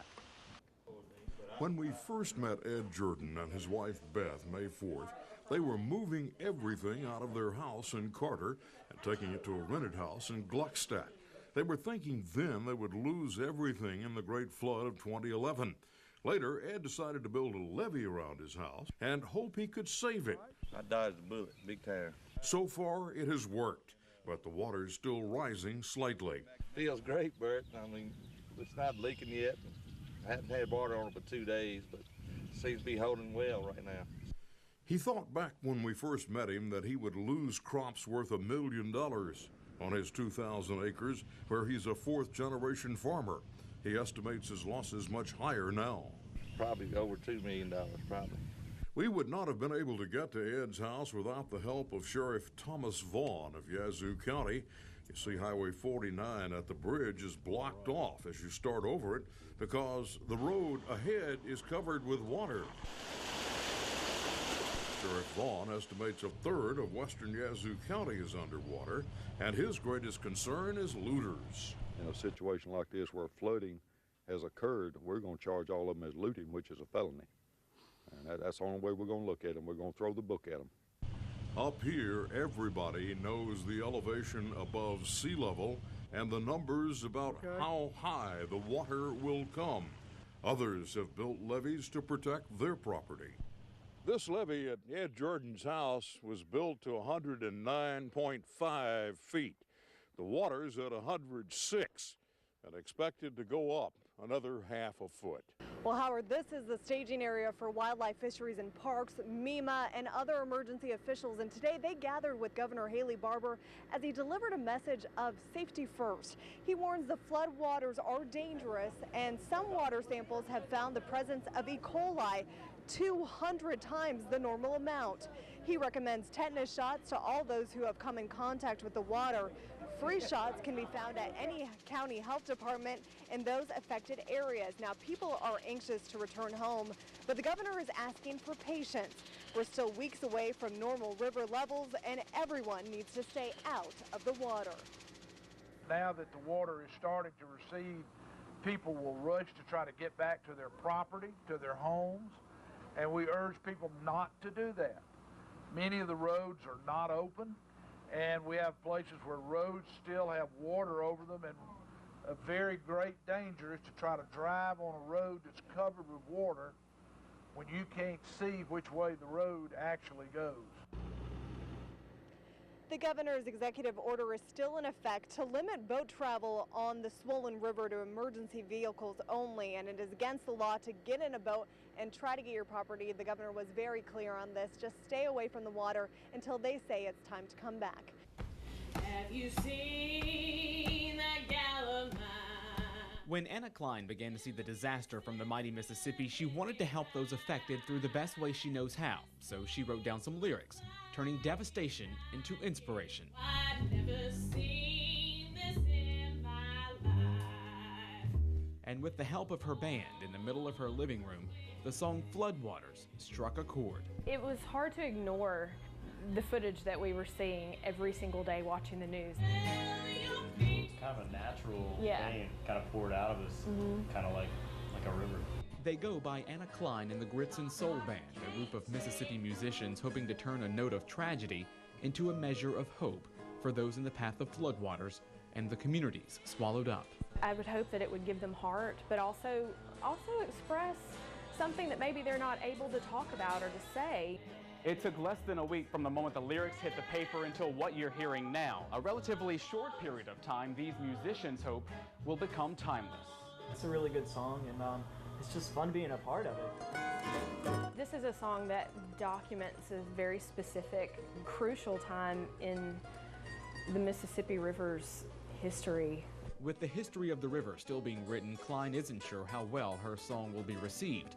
But to her and the band, it's written and played on a string of emotions. I think it was just a heartfelt sentiment for me, and something that I hope that people will enjoy and can relate to. I think that even though I'm not directly affected, I'm still a Mississippian, and what affects our neighbors affects us. Affected now with a musical backdrop to anyone looking for harmony in the murky water.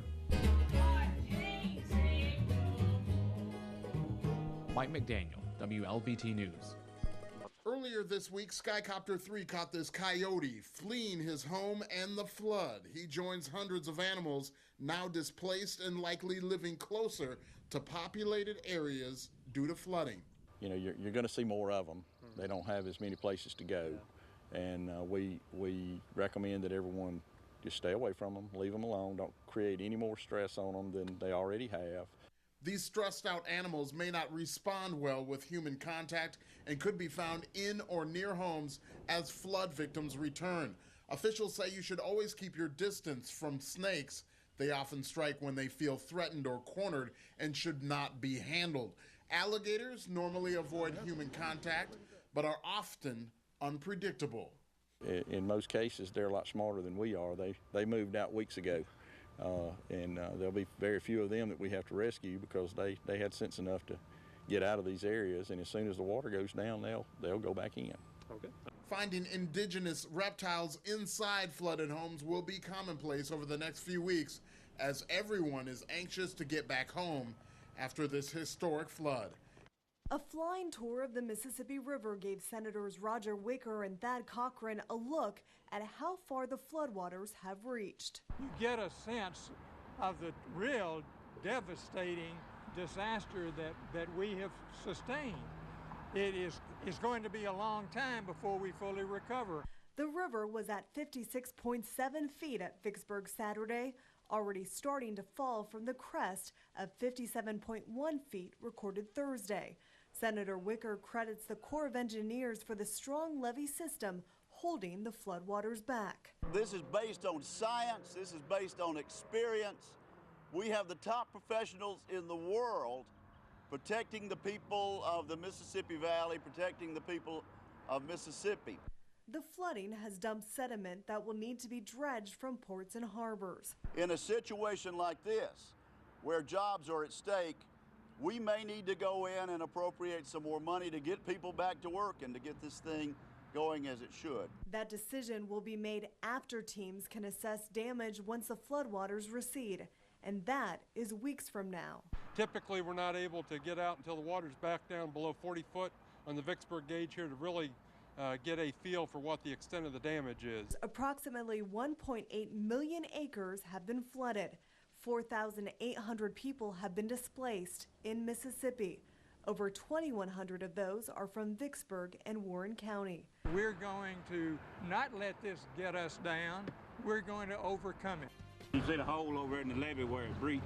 Paul Lynn is pointing to the 12-foot gap in the first levee he created around his home. The construction company owner built the initial structure in 2008. When we met him on May 15th, he was at the controls of a bulldozer adding 18 feet to the dike. All that land is now underwater. Wednesday morning, floodwaters began overtopping the structure. In 08, I saved it with trees on the backside of the levee. This year, I tried to do like the government done. I put visqueen down, and the wave went to hitting that visqueen and just went taking my levee away. The 40-year-old watched as the rising Mississippi slowly pounded away at the earthen structure, giving him time to get to work. Lynn got behind the wheel of the bulldozer and worked into the night to build a second levee around his home. I done everything I thought I could. I kept it off my house for the longest part of the time. That way the small levee around the house would hold and keep all the snakes and everything as long as I could away from my house. The river crested at just over 57 feet Thursday. Then another test came Friday. We received 3/4 inch rain the other day, and everything was perfect. Lynn continues to monitor his second levee, this one built wider at the base. A pump is ready to remove any water that seeps near the house. We still got all of our critters here at the house and everything. We happy with what we got and just blessed that everything that happened the way it happened. He holds out hope that this second levee holds as the waters recede. It is tough going on the swollen Mississippi River. High water and fast currents have made navigation difficult. Vidalia Dock and Storage is still open for business, and one of its tugs traveled downriver today. It meets up with a towboat to help it maneuver the Mississippi through the bridge between Vidalia and Natchez. Together, their engines put out more than 3,600 horsepower. Even with that much strength, the boats fight to go 1 mile an hour. The water will go out and come in like an ocean tide, and we have never seen that before. I've never seen the current white capping off the piers like it is on the bridge right now. Never seen that in my life. Meanwhile, the Coast Guard is keeping a 9-mile segment of the river shut down so it can remove 3 barges that sank Friday near Baton Rouge. They are working to repair a slide. Now, damage to levees like this is not unusual. They call it actually typical. Memphis is dealing with a number of these right now as this water recedes. Still, the Army Corps of Engineers is taking this very seriously. Thousands of tons of rocks and sand are trucked in to fortify this weak stretch of the mainline levee. During a routine check of the levee last week, the Army Corps of Engineers found water seeping under the ground. One of our patrols found a boil. They were working on that boil, and they noticed the slide that took place. The slide is 200 feet long, and it's caused by the weight and pressure of the floodwaters saturating the levee. The levee is very thick at these locations, so this is just a surface slide. It's seeping, but it's nothing to be really concerned about right now. Oh, we're concerned, but now that the fix is in place, we're confident in the stability of the levee. For 5 days, crews have worked to fix it. A ring of rocks, called a rock dike, was formed using 6,000 tons of gravel. 3,000 tons of sand is now being added to the 8,000 tons of sand already used to fill in that ring. It's the first slide the Corps has had to fix in this area, but is likely not the last. This is pretty standard. This is just the first slide. Sandbags are now part of the landscape around scenic Lake Bruin in Tensaw Parish, Louisiana. Sand boils from the heavily pressured mainline levee popping up miles from the river. We encompass a bunch of balls, raise the water level, and thus the pressure on those balls to keep it from bringing matter or material under the levee into the park and jeopardizing the integrity of the levee. Tensaw Parish Homeland Security Director Rick Foster monitors the boils and the levees, protecting the county and the residents. And you may, lose a section of levee. So that's the thing you want to make sure doesn't happen. Let the water come, but create enough hydraulic pressure on top of those boils where you don't get material with it. The river has crested and dropped half a foot here, but the flood fight continues. Just to the north in Madison Parish, a control cut was made on a levee at Lake Palmyra, relieving pressure off the mainline levee, flooding hundreds of acres, mostly farmland. The only break in Tensaw Parish was their previous flood record, now beaten by nearly 6 feet. Residents are in standby mode if an evacuation is necessary. People are postured and ready to go and understand what would happen, and evacuation routes, staging areas, reception centers, shelters are all on standby and have been resourced to accommodate people if we need to do that. The levees now still holding in their greatest test of strength to date. Overtopping's not a concern. In Tensaw Parish, Louisiana, it's just going to be a long, hard sandball fight. David Kenny. It's going to continue for a month or better. WLBT News. Good evening from Natchez, where the Mississippi River sits at 61 feet. Still a great flood threat for those homes and businesses sitting right next to those levees on the water. Levees that continue to be tested every single day. As the floodwaters slowly recede, the chances of saving J.M. Jones lumber increases. But so does the stress on their levees.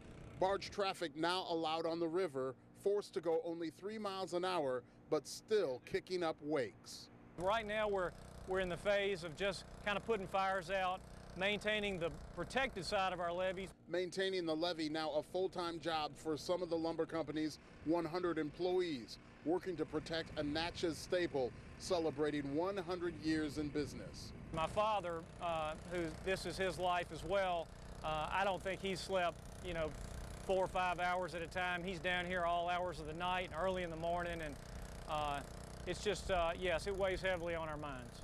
At Natchez under the hill, historic Silver Street remains intact. In Vidalia, buildings on their newly built waterfront appear as individual islands.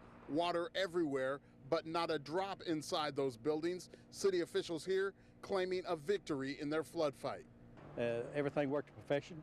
Our water wells came through all this. They continue to be operating at full capacity. No issues, no problems there. The levee system is holding up.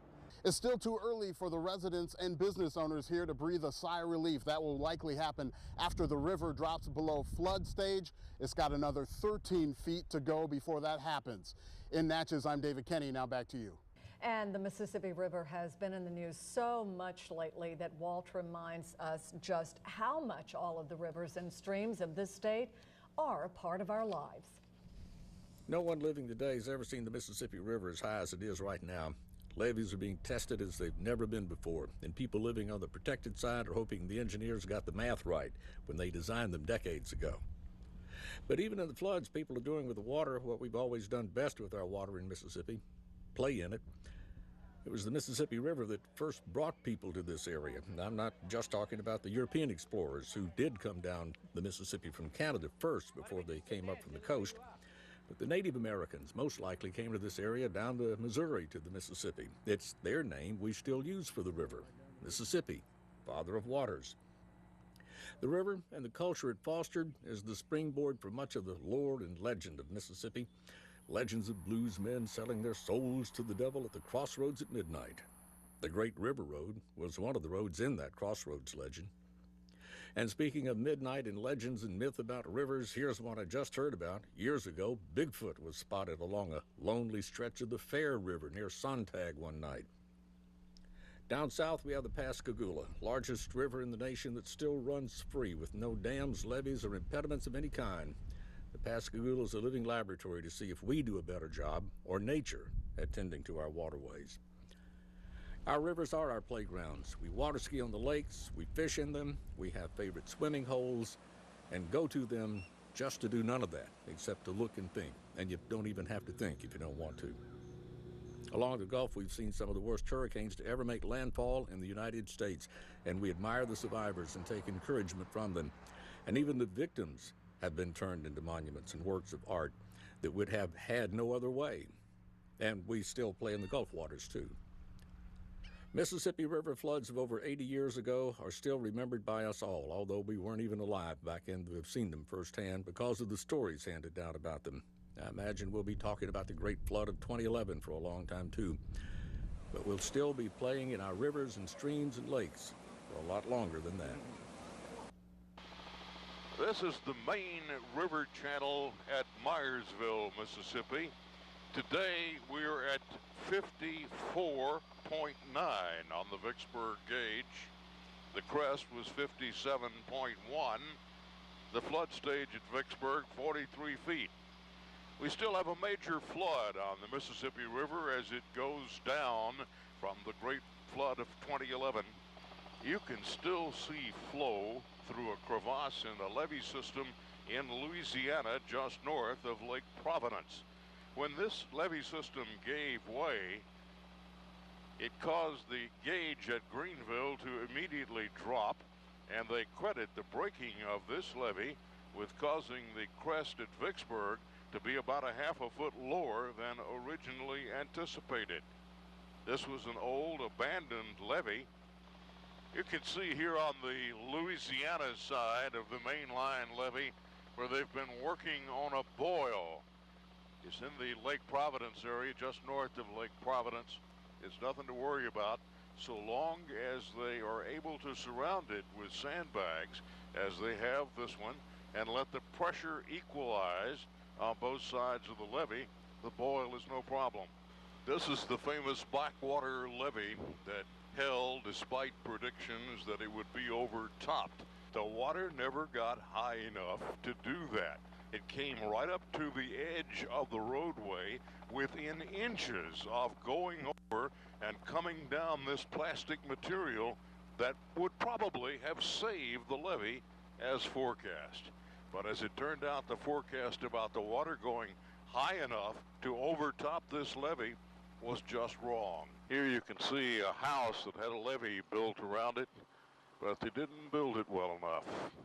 It collapsed and started leaking, and now the house has got several feet of water in it. Right up the road on Glass Road, the same thing happened to a trailer where a makeshift levee was built around it. It also failed, and there's water inside that trailer.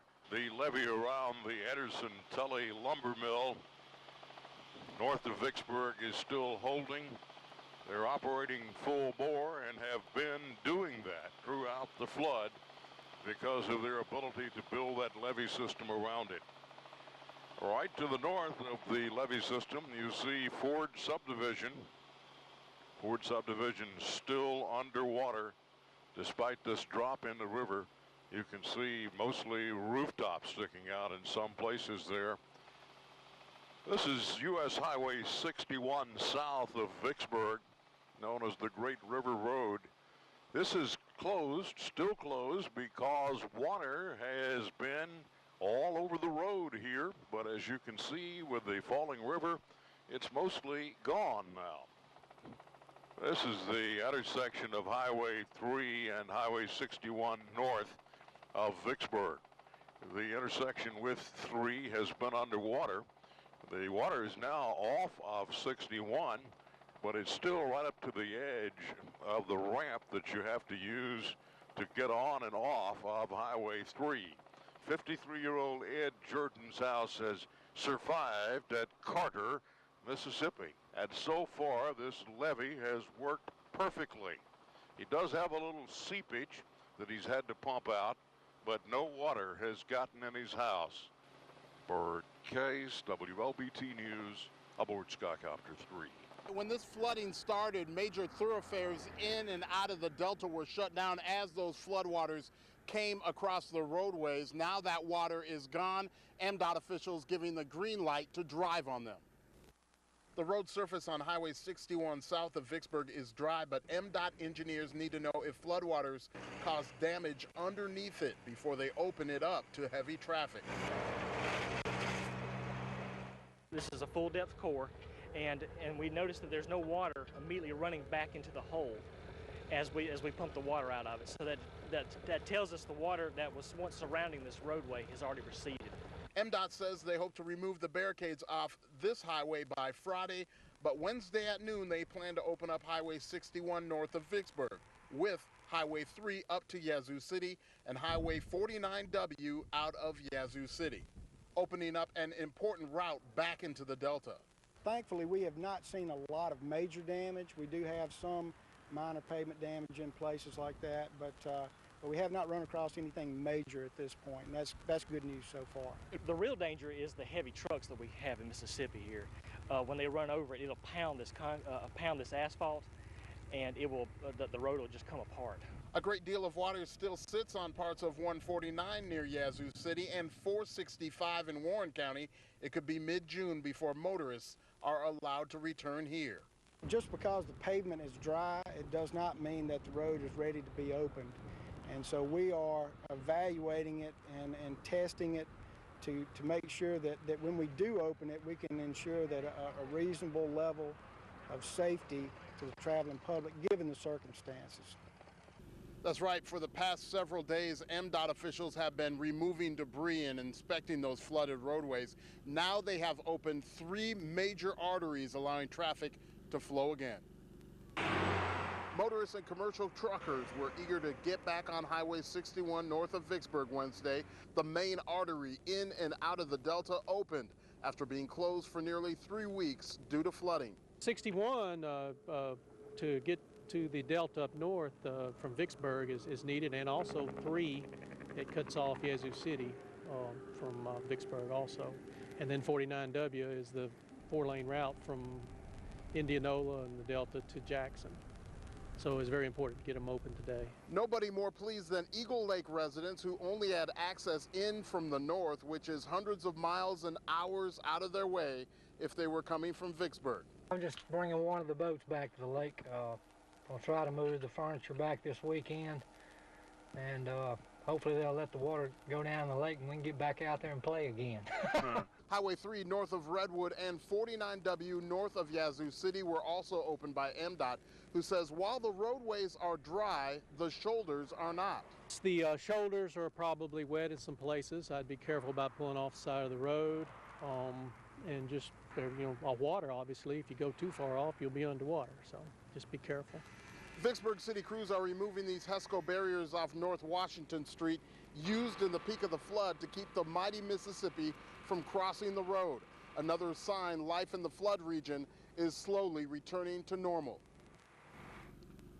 Recreational boating still being prohibited on waterways and lakes here in Warren County. One reason, power lines are still very close to the water. Another reason, there's a chance of increasing flood damage by driving motorboats through those flooded neighborhoods. That's right, Eagle Lake was pretty much like a ghost town over the past few weeks. Very little traffic here, but now that traffic is starting to pick up. The local convenience store has opened, signs, things are getting back to normal here. 2 moves in a month, Eagle Lake residents are finally home.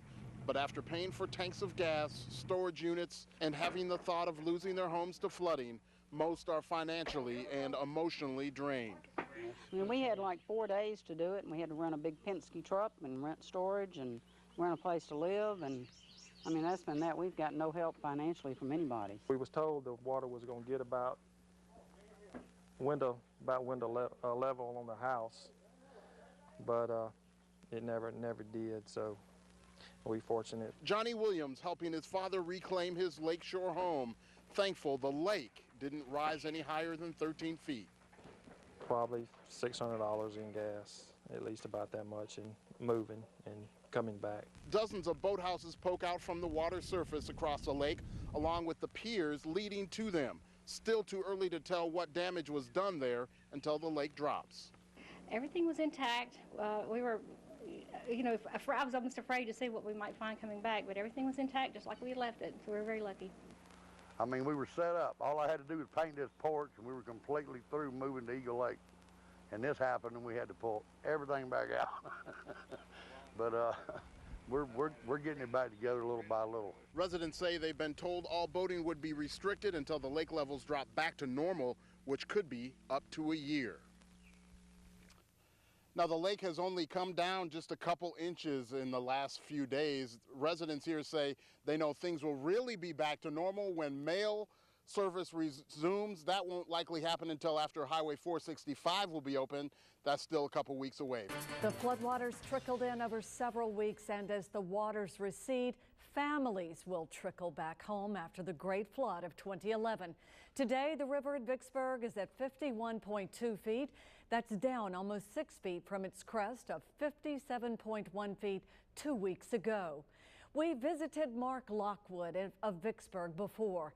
Today, he invited us back to his home at 207 Hartley Road. Marshall Lockwood and his wife Jackie want to move back into their home in the next 2 weeks, but as you'll see, they'll have a lot of work to do between now and then. In mid-May, as the Great Flood of 2011 drew closer and closer to Vicksburg homes, Mark Lockwood showed us where he expected the water to reach on his home, which he had put on stilts for the flood. On Friday, June 3rd, Lockwood boats us in for a look at how his house fared. But the water here about a week and a half ago was over my head, probably 7 feet deep right here. If his home had not been raised, the water may have covered the roof. But as the water line shows, he only got 9 inches inside. So it would be 42 inches higher than what it is, so it'd be over 5 feet of water in the house. So 5 feet is about right here. So it would have destroyed everything in the house. The house he's lived in for 7 years with his wife Jackie can be salvaged. His sister-in-law lives here too. Most of the furniture was moved out, but the carpet, flooring, drywall, doors, even the lower cabinets will have to be replaced. The smell left behind by the standing water is potent. Man, this place is horrible. My wife came in for the first time today, and she cried. It's like a living nightmare because you see all the damage that's done. You know, just not just to my home, but to my neighbor's home. Lockwood, who is retired, had to take $8,000 out of his mother's retirement account to pay for the stilts for his home and his mother's home across the street. Lockwood and his wife have gotten some assistance to stay in a motel during the flood. His financial hardship will be ongoing, but his compassion will be too. There's a lot of people that are like me that aren't going to have enough money to do everything they need. So I'm looking for ways to directly have people. Our David Kinney continues our team coverage from Warren County. At first glance, Laney's fish camp at Lake Chotard looks to be in good shape in the wake of the flood until you look closer at the water line on the houses. At least 2 feet of Mississippi River water spilled into almost every home on Laney Road. including the Bozeman's brand new fish camp. It's a bad situation. Sad for a lot of people, but it's worse for the people whose houses or their dwelling houses, not just their secondary homes. I feel sorry for all those folks.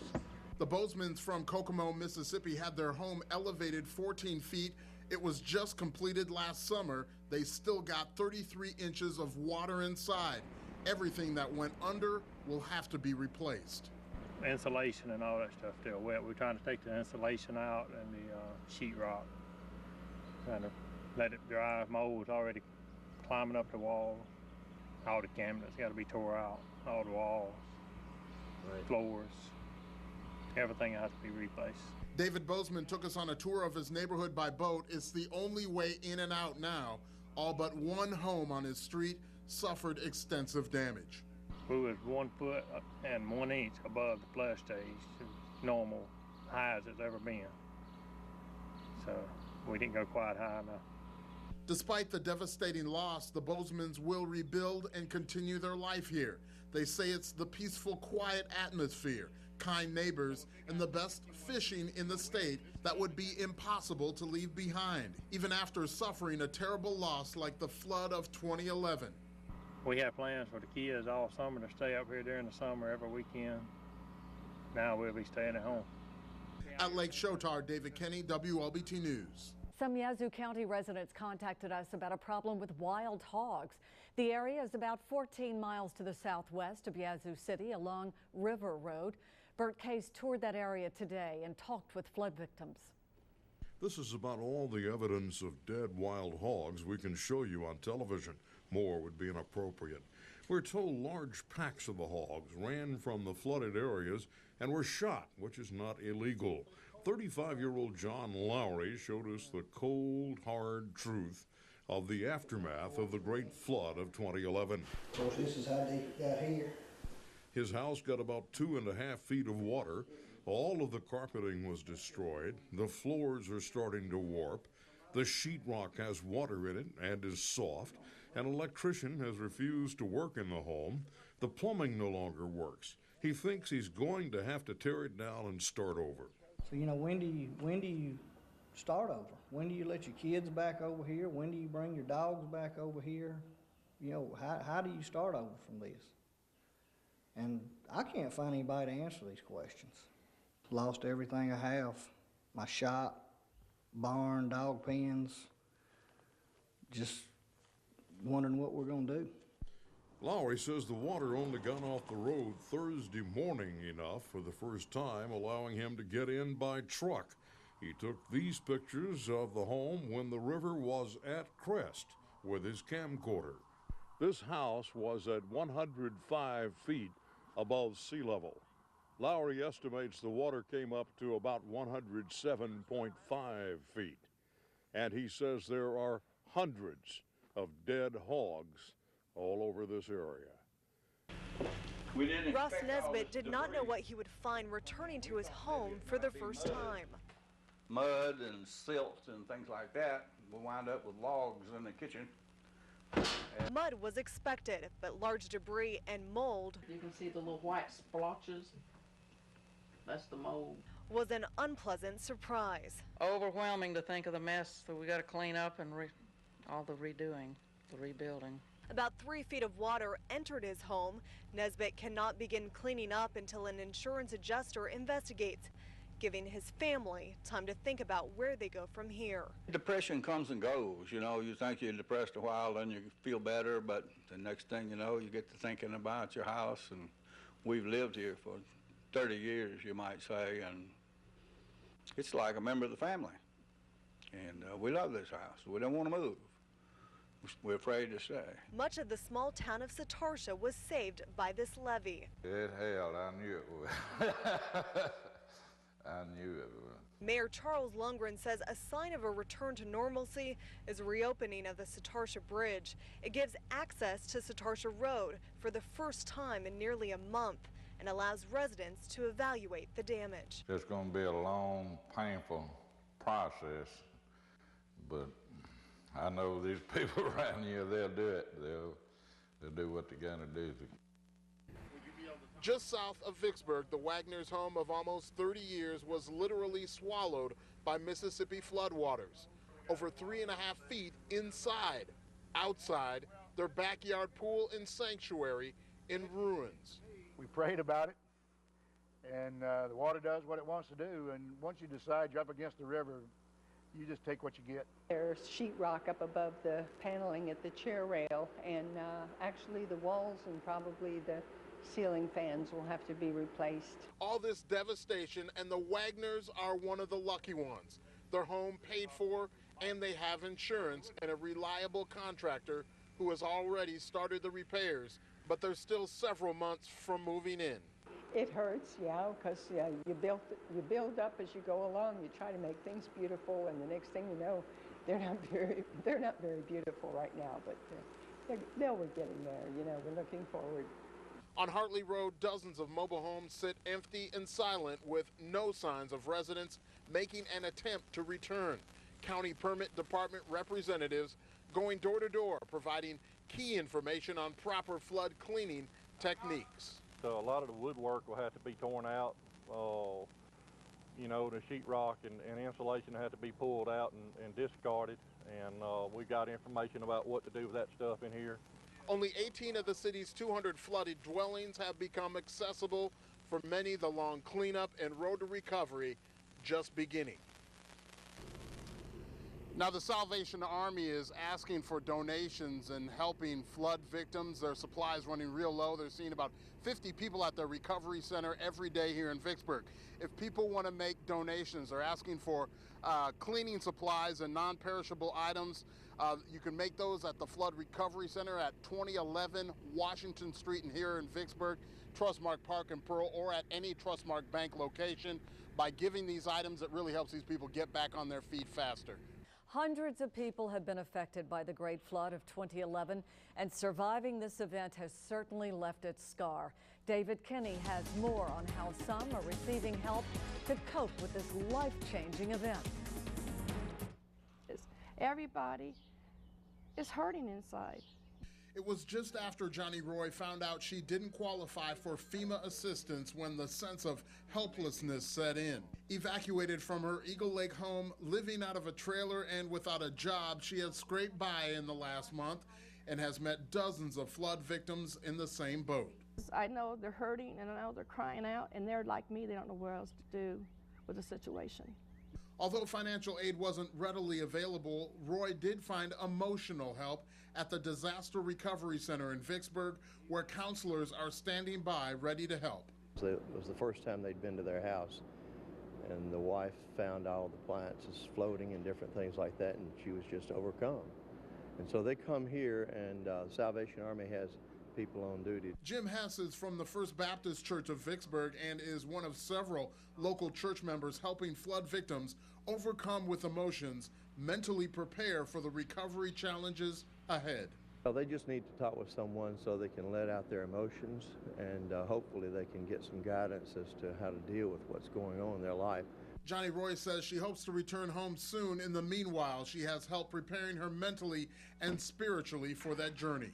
I pray every day and just have hope. I just take it like everybody else is trying to do, take it day by day. Residents of nearby Wolf Lake, an old oxbow lake of the Yazoo River, are coming back to look inside their elevated homes that still got water, and lots of it. You have to take a boat to get to the houses. And 60-year-old Skip Martin, who lives at 2595 Deerfield Road, was kind enough to use a paddle to take photographer Jim Duncan out to his house, along with another resident, Hi Crocker. Martin describes the damage. We'll have to tear out all the way around the walls, the floors, everything 4 feet high, 3 feet high at least, and put it back. It can be replaced. It's going to be okay. Hi Crocker grew up on this lake and has every intention of returning. This is home. Coming back, no matter what. Yeah, this is where I want to be. Despite the shocking sight inside her home caused by the water. Look at the mold growing in it. Walls already have got mold growing on them, all the insulation. It's got to come back down to the studs. We came here to Governor Haley Barber's vacation home at Wolf Lake. It probably had 7 or 8 feet of water in it and still has about 3 feet in it. We've learned the governor has not been back to inspect it. He's not really concerned about it because he got all of his furniture out and it's insured. Well, those floodwaters forced some of Mississippi's wild animals to higher ground and at the same time brought in an unwelcome visitor into lakes and streams. State wildlife experts say they are now concerned that could have some effect on the state's game fish. For years now, northern states have been in an all-out battle with one of the most invasive fish known to man. Fish out! Fish out! The Asian carp, and now that fish has brought the battle to us. They're really no good for anything, and now they're appearing in waters where they were not previously. In recent weeks, the Asian carp has shown up in Eagle, Wolf, and Broad Lakes. They rode in on the floodwaters, but usually like to fly, like this. The fish breach the water in large numbers when agitated by boat motors. Well, if you're riding in a boat, you wouldn't want about 80 pounds hitting you in the face. Personally, I've seen that. I've seen not that big, but I've seen how them jump in the boat on the Mississippi River. That in itself is a danger. And the main danger with these fish is they compete with our game fish as a food source. I guess you could say it's kind of like another wild hog except in the water. Walker says Mississippi's deer population appears to have minimal effects from the flood over the next few weeks. Biologists will study the impact the rising waters had on our state's animal populations. Oh, it's obvious we may have lost some of our turkey hatch. We're preparing to do some research on that. And possibly we may have lost some of our younger bear cubs. But we just don't know until the water recedes. Fall deer hunting seasons are still on schedule with no limitations. A hunting season may be opened on these pests if they try to take up residence in the Magnolia State. Right now, wildlife experts haven't found a solution to stop them from reproducing. Wildlife officials say they have also killed several wild hogs displaced by the floodwaters. The reason, they were rooting on the levees, digging large holes that could have caused slides. Howard? Historic Natchez under the hill saved from the Great Flood of 2011. The HESCO barriers which block floodwaters from destroying the city's oldest buildings now removed. I'm very happy. I'm happy that it's over. Hopefully when I'm 80, I'll be able to tell my great-grandkids, you know, I survived it. At J.M. Jones Lumber, the saws are again running in the mill. Their levee has held so far, protecting the 100-year-old business. High waters and increased barge traffic still posing a threat. We can feel good about it, but we can feel a lot better about it Monday or Tuesday because the river is still at a dangerously high level. All but 2 of the Jones employees laid off when the floodwaters stopped production have returned. So that's 3 100-year floods that we've lived through, and I'm only 72 years old, and this is the flood of the millennium right here. All workers still keeping one eye on the river, still several feet above flood stage. The city of Vidalia is claiming victory against the river as they fought to protect their waterfront district. The water kept out of hospitals, a convention center, and hotel. We don't know how much the loss is going to be for that time that we were out of work, but it's considerable, but we're just extremely fortunate and lucky that we're going to be back up and running, hopefully within the next 2 weeks. The water continues to drop about 0.4 of an inch a day amid sighs of relief from those whose livelihood sits right on the riverbank. In Natchez, David Kenny, WLBT News. A rock concert for a cause. Rock the South 2011 with Christian bands like 10th Avenue North and the Newsboys draws a large crowd to Veterans Memorial Stadium. The event was protested by members of Community Fire Fellowship from Woodville that claim the music is, quote, worldly, not godly. But it did little to distract from the Premier Productions event to support the Salvation Army's disaster relief. When they saw all the devastation with the 3 tornadoes we've been working and the 2 floods that we've been working, they said, well, let's benefit the Salvation Army. And what a godsend that has been, because it's the time we need money right now. All net proceeds from ticket sales will go to assist the Salvation Army recovery operations. Live music filled the air during the day-long event at Vicksburg Mall, formerly Pemberton Square Mall. The festival and concert allowed flood victims to take their minds off the devastation and have a day of fun. Organizers say business leaders wanted to be supportive of residents who have given them so much. Me and some local guys just decided to help the flood victims. We wanted to reach out and help the community do something that would be positive to give people a positive outlook in this tragic event. All proceeds go to the Red Cross and FEMA. Tears swell up in the eyes of North Vicksburg City Alderman Michael Mayfield as he tours the Ford subdivision, which now looks like a war zone. His neighbors, friends, church members, all counting on him to lead the flood recovery. Doing assessment on the aftermath. What do you do from here? And it's a heart-wrenching situation. You know, we have businesses that have been inundated, we have churches, we have individual homes. Mayfield says fire destroyed these 2 homes when fire trucks couldn't make it through floodwaters to save them. Flood victims now contemplating on whether their homes are worth saving too. Many had water over their roofs. We're going to be meeting with FEMA Thursday. They're going to give us some updates on some guidelines, some updates on where the money is, how much possibly would be there.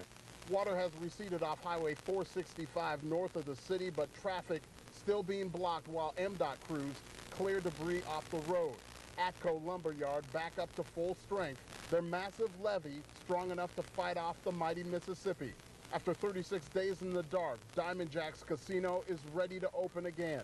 Employees were kept on the payroll through the flood, their damage limited to the rear of their building. The casino area itself was fine. There was no damage to our slot product. There was no damage to the casino other than the ramps had some cosmetic damage, but no structural damage was done to the ramps. So we're ready to go tomorrow. Casino officials betting their customers return immediately. For flooded residents, it could take longer, as the city has to evaluate utilities at every home before they can be deemed livable again. And the health department is also going to have to go in and look at those neighborhoods, make sure they're safe to live in. It's got to get repaired, reset, and restored, and then, ready for its next time it gets called back up. The 2011 flood fight may be over, but the battle to control flooding along the Mississippi River never ends. The U.S. Army Corps of Engineers briefed the media aboard an inspection barge on the river Thursday on how they're already looking ahead to the next flood. People thought, well, it's 2008, that's the one for the century, and here we are in 2011. So you never know, you always have to be prepared. The engineers that designed this system did a great job. All the maintenance that's gone into it over time has paid off. The Corps now forming a recovery task force to evaluate their levee systems that survived its biggest test of strength so far. They plan to shore up weak spots and return backwater levels to normal, like at Eagle Lake. The water will start to recede out of muddy structure bio about 0.3 of a foot a day. So it's going to be a slow rise. The Eagle Lake will not fall as quickly as the river. We're doing that to prevent the erosion of the bank of the lake itself. Vicksburg city officials are looking to buy out properties in the city to house flood victims. Offer the residents an opportunity who have been affected by the floods, an opportunity to move in to these areas with some sort of lease purchase. Thursday afternoon, Vicksburg and Warren County officials began debris cleanup talks with FEMA. The feds telling them to apply for a presidential public assistance declaration so they can be reimbursed for the flood materials they have to haul away over the next few weeks. As thunderstorms rolled into Vicksburg, it was a bittersweet homecoming for Henrine Sharkey, the Greenville resident seeing her grandmother's flooded home for the first time. Well, it was just devastating, and I'm just overwhelmed. I don't know what to do. Right now, I have numbers, and I'm sure once I calm down, I'll be able to look through my numbers and call some of these people to assist me. The water rose to 4 feet in the 2-bedroom home, which was built in the 1960s. The Sharkeys maintained the home mostly for sentimental reasons, but now the repairs may amount to more than they can afford, even though they are insured. I have special memories here. As a little girl, I would come down and we did things together, you know. I want those memories, you know. And I guess I want my children to know about the area and what it means to the family. South of Vicksburg, Laterno Road is once again open. The floodwaters receded off the pavement, but the remnants of the historic flood quite obvious and maybe even harder to clean up. Anytime you have to move in and out, it's a hardship. You may remember the interviews Cornelius Johnson gave WLBT as we chronicled his flood fight in the Kings neighborhood. Sadly, tonight, I must report he died while cleaning flood debris from his garage Saturday, just a day away from moving back home for good. Johnson was 66 years old. The last time we visited with Hi Crocker, she had to go back to her house on stilts by boat. It's going to be okay. This was your water level right here. She's made a lot of progress since that time. It's going to be bigger and better. But even with the water now gone, she's still having a great amount of difficulty. I'm ready to come home. I'm ready to start working, and I am so frustrated that I can't do anything because I don't know what to do because I'm waiting on the adjusters to give quotes on what they're offering to fix it. I'm waiting on FEMA. She hopes to build her home back better than it ever was, even if that means starting over. But no matter what happens, she's staying here where she grew up. I'm coming back. There ain't no doubt. If I have to take a bulldozer and push it down and start over, this is home and I'm coming back, period. Just down the road is the vacation retreat of Governor Haley Barbour at Wolf Lake. It was flooded and has been completely gutted for the rebuilding process. That's how high the water was.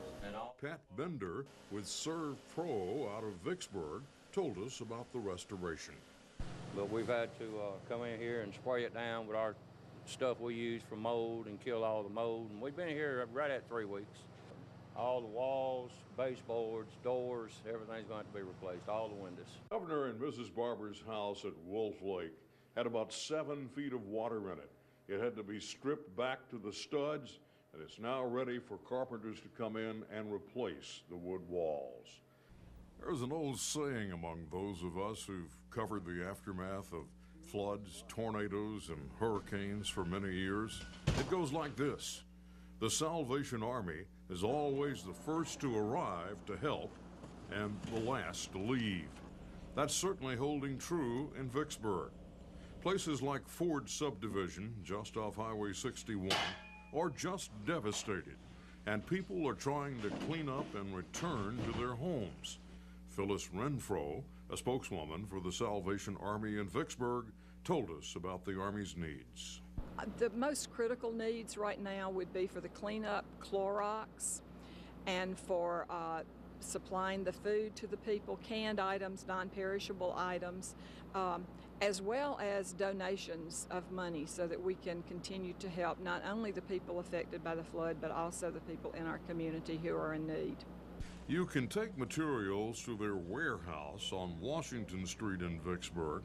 It's the old service department of the old Chrysler Plymouth Nissan dealership, Blackburn Motors. Nearly 100 Eagle Lake residents packed the firehouse in 90-degree weather looking for help and wanting answers. Many homeowners had damage to piers and boathouses, which are partially submerged. Most hold the Corps of Engineers responsible. The damages occurred because they had to raise the lake due to the boils at Buck Chute. The boils at Buck Chute were known about for over 10 years and been worked on but never repaired properly. So they were negligent. These Eagle Lake residents, they've got a problem. And FEMA and MEMA need to realize that. Corps officials told the crowd they hope to get the water levels back to normal by late August. They urged residents to file claims with their office but wouldn't promise any payouts. Work continues to protect Eagle Lake homeowners from a levee break in the future. So we're going to do 1,700 feet of berm that'll go in there, additional 30 relief wells, and that should take care of the immediate problem at Buck Chute. It's still too early for state biologists to see if the fish populations in the lake were hurt in the flood. We always sample Eagle Lake every year, whether we're out there sampling in the fall, shocking and things, or if we're doing creel surveys in the spring where we talk to anglers to see what they're catching and how many. So we'll be doing all of that. Lake residents say their damages are not covered by insurance and range from $30,000 to $60,000 and up. Most already spent thousands this summer moving their furniture, averting a flood. We're all going to have to get together as a group and file a class action lawsuit against the Corps to recover our damages. And we are revisiting the Mississippi River flood aftermath.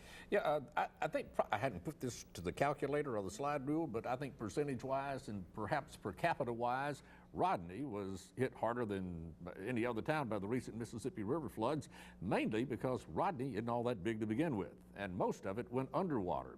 But one of its historic buildings was spared. The levees are coming down at Rodney. A couple of houses were saved by throwing up hasty dams to block the Mississippi River's encroachment. The Brumfields here were pumping 60,000 gallons of seep water a day out of their dry oasis inside their levee. They saved their house, though. Most of Rodney's in the flats that lead to the river, a mile or so away. And when water gets high, the low side of the street gets flooded. And this year it got higher than ever. The water line on the old Rodney Masonic Lodge is at the top of the door. Same with the Rodney Baptist Church building. The inside is still wet, and pews are all stacked together where they floated in the flood and then settled when the water went down. The most famous building left standing in the old deserted river port is the Rodney Presbyterian Church. It's situated a little higher than the rest of the town at the foot of the bluff, but water even topped the wrought iron fence in front of the building. You can see the water line on the bricks of the steps leading up to the church itself. The old building's getting into sad shape again. The last restoration was about 1995, and if floodwater got into the building and warped the floorboards, it may sound the death knell for the historic old church that's been here since 1831. I tried to gauge what the high water mark may have been by the mud on the historic markers outside and the water line on the bricks. It would be close. Then going inside, you have to squint to be sure because the old building hasn't been cleaned in a while, but although there was dirt on the floor and dead bugs, there is no mud or any evidence that water actually touched the floor. But I remember a day when this building was in much better shape, as well as the Baptist Church building across the way, as it was with many of the other buildings in Rodney, like this little Creole cottage. This photo's probably about 10 years old, and that little building got flooded completely, but it looks like the deterioration of it started long ago. In the 1940s, Eudora Welty lamented how much Rodney had gone down since its heyday, when she was there taking her pictures. And now it's not gone down so much as it's just mostly gone. And a couple of its historic buildings need someone to step in and save them again while there's still something here to save. Humans weren't the only ones fleeing the floodwaters as the Mississippi River showed its might, and now Mississippi's wildlife is again having to adjust. Everybody's working together to assess this. And assessing the impact to nature's creatures isn't easy. You've got to get boots on the ground. You've got to get out there. Jim Walker with the Department of Wildlife, Fisheries and Parks says biologists are on the ground and have been ever since the water began to drop back to normal levels.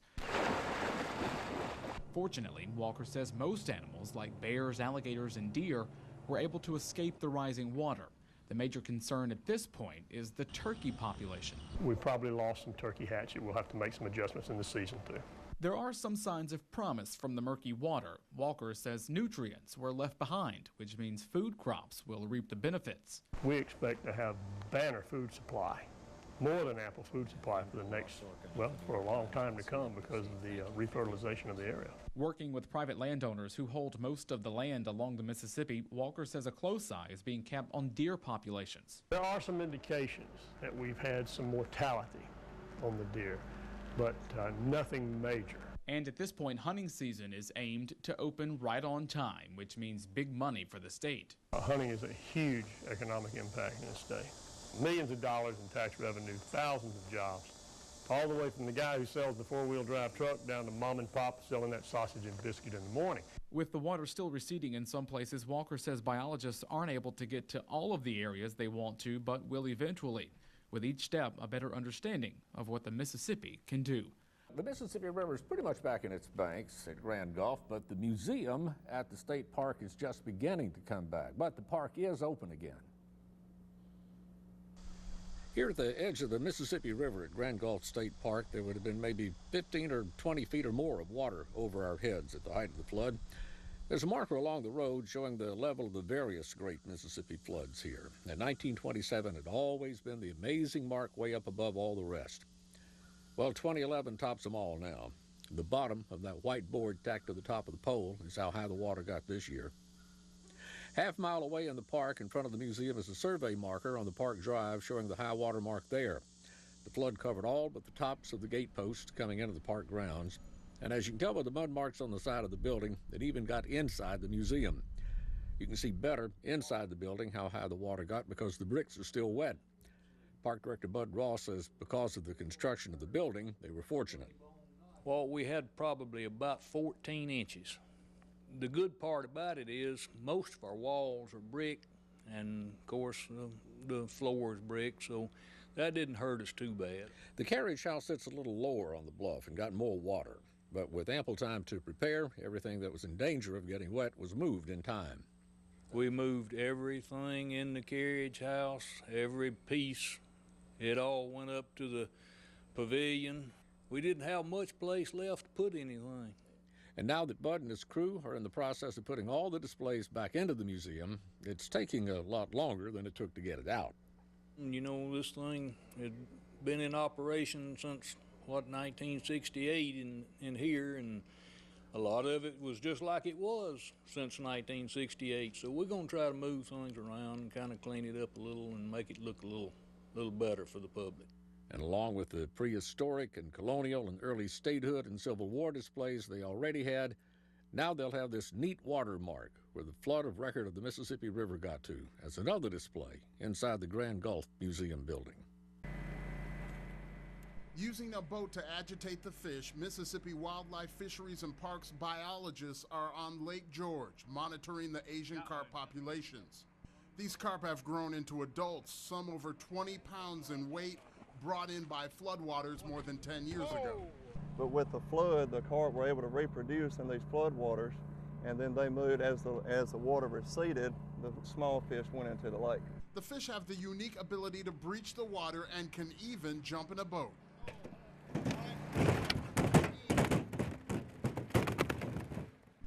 Now, more of the fish were introduced to more Mississippi lakes in the flood of 2011, now threatening native fish species. If these carp compete with the native shad for food, we may see a decline in the number of forest fish for our other predators to eat, such as our bass and our crappie. Not only are Asian carp a real danger to Mississippi's native fish population, but they can also really be a threat to recreational boaters. Yeah, as you've seen them jump in the water, they can cause injury to boaters, to skiers, to people on jet skis. They are really messy with bloody and slime all over your boat whenever they do jump in, not to mention the fact they can hurt you. Asian carp also a concern for this fisherman and his family casting from the banks. We love to come down here and fish and stuff, you know. It's not good if it's going to tear it out, wipe it out, you know. The Asian carp are only known to spawn in currents, so the hope is that these fish won't reproduce, but these are adults and they're in high numbers. Experts say there's no proven way to stop them from spreading. We will begin to monitor the fish population in the future to see if there's any trends or declines in the fish population due to the carp. At Lake George in Yazoo County, David Kenny, WLBT News. You got that one. It's been almost 3 months now since the water started rising in the Mississippi Delta from the Great Flood of 2011. In places like Wolf Lake and Carter in Yazoo County, people are still suffering from the effects of that massive flood. Bert Case returned to the South Delta today, and he paid a visit to some flood victims that we've talked with before. Despite having her house raised to what was supposed to be able to handle the 100-year flood, Hy Crocker still got about 3 feet of water in her lakeside home when the Mississippi River backed up the Yazoo River and caused Wolf Lake to flood. Come on in. As you can tell, nothing has changed. She's still having to live somewhere else while she battles with the Federal Emergency Management Agency and her insurance company trying to get the house restored. Financially, it is destroying me. It is absolutely destroying me. And I don't know how much longer I can hold on. She's already gone to the Consumer Protection Division of the Attorney General's office, and she's now going to the Insurance Department of the state of Mississippi trying to get some relief. A little ways up the road from Wolf Lake at Carter, Mississippi, out in the country from Yazoo City. These are pretty. Farmer Ed Jordan is still in the fields trying to recover from the flood. He's now harvesting feed corn. He lost a lot, but he hopes some of it can be made up for by soybeans he has planted as the water went down. You told me that you thought you'd lose over $1 million. We probably still stand to lose that, I would imagine. Soybeans make up some of it, but I don't think it'll make up the input. I think we've got about 1,500 acres of beans now, which was about double what we were intending on planting. Ed Jordan's lost over $1 million on his corn, but he's come back in behind the dead corn and planted soybeans following the water down. His soybeans look good, but you never know about a soybean crop until you've harvested in the fall. Bert Case, WLBT News, Carter, Mississippi.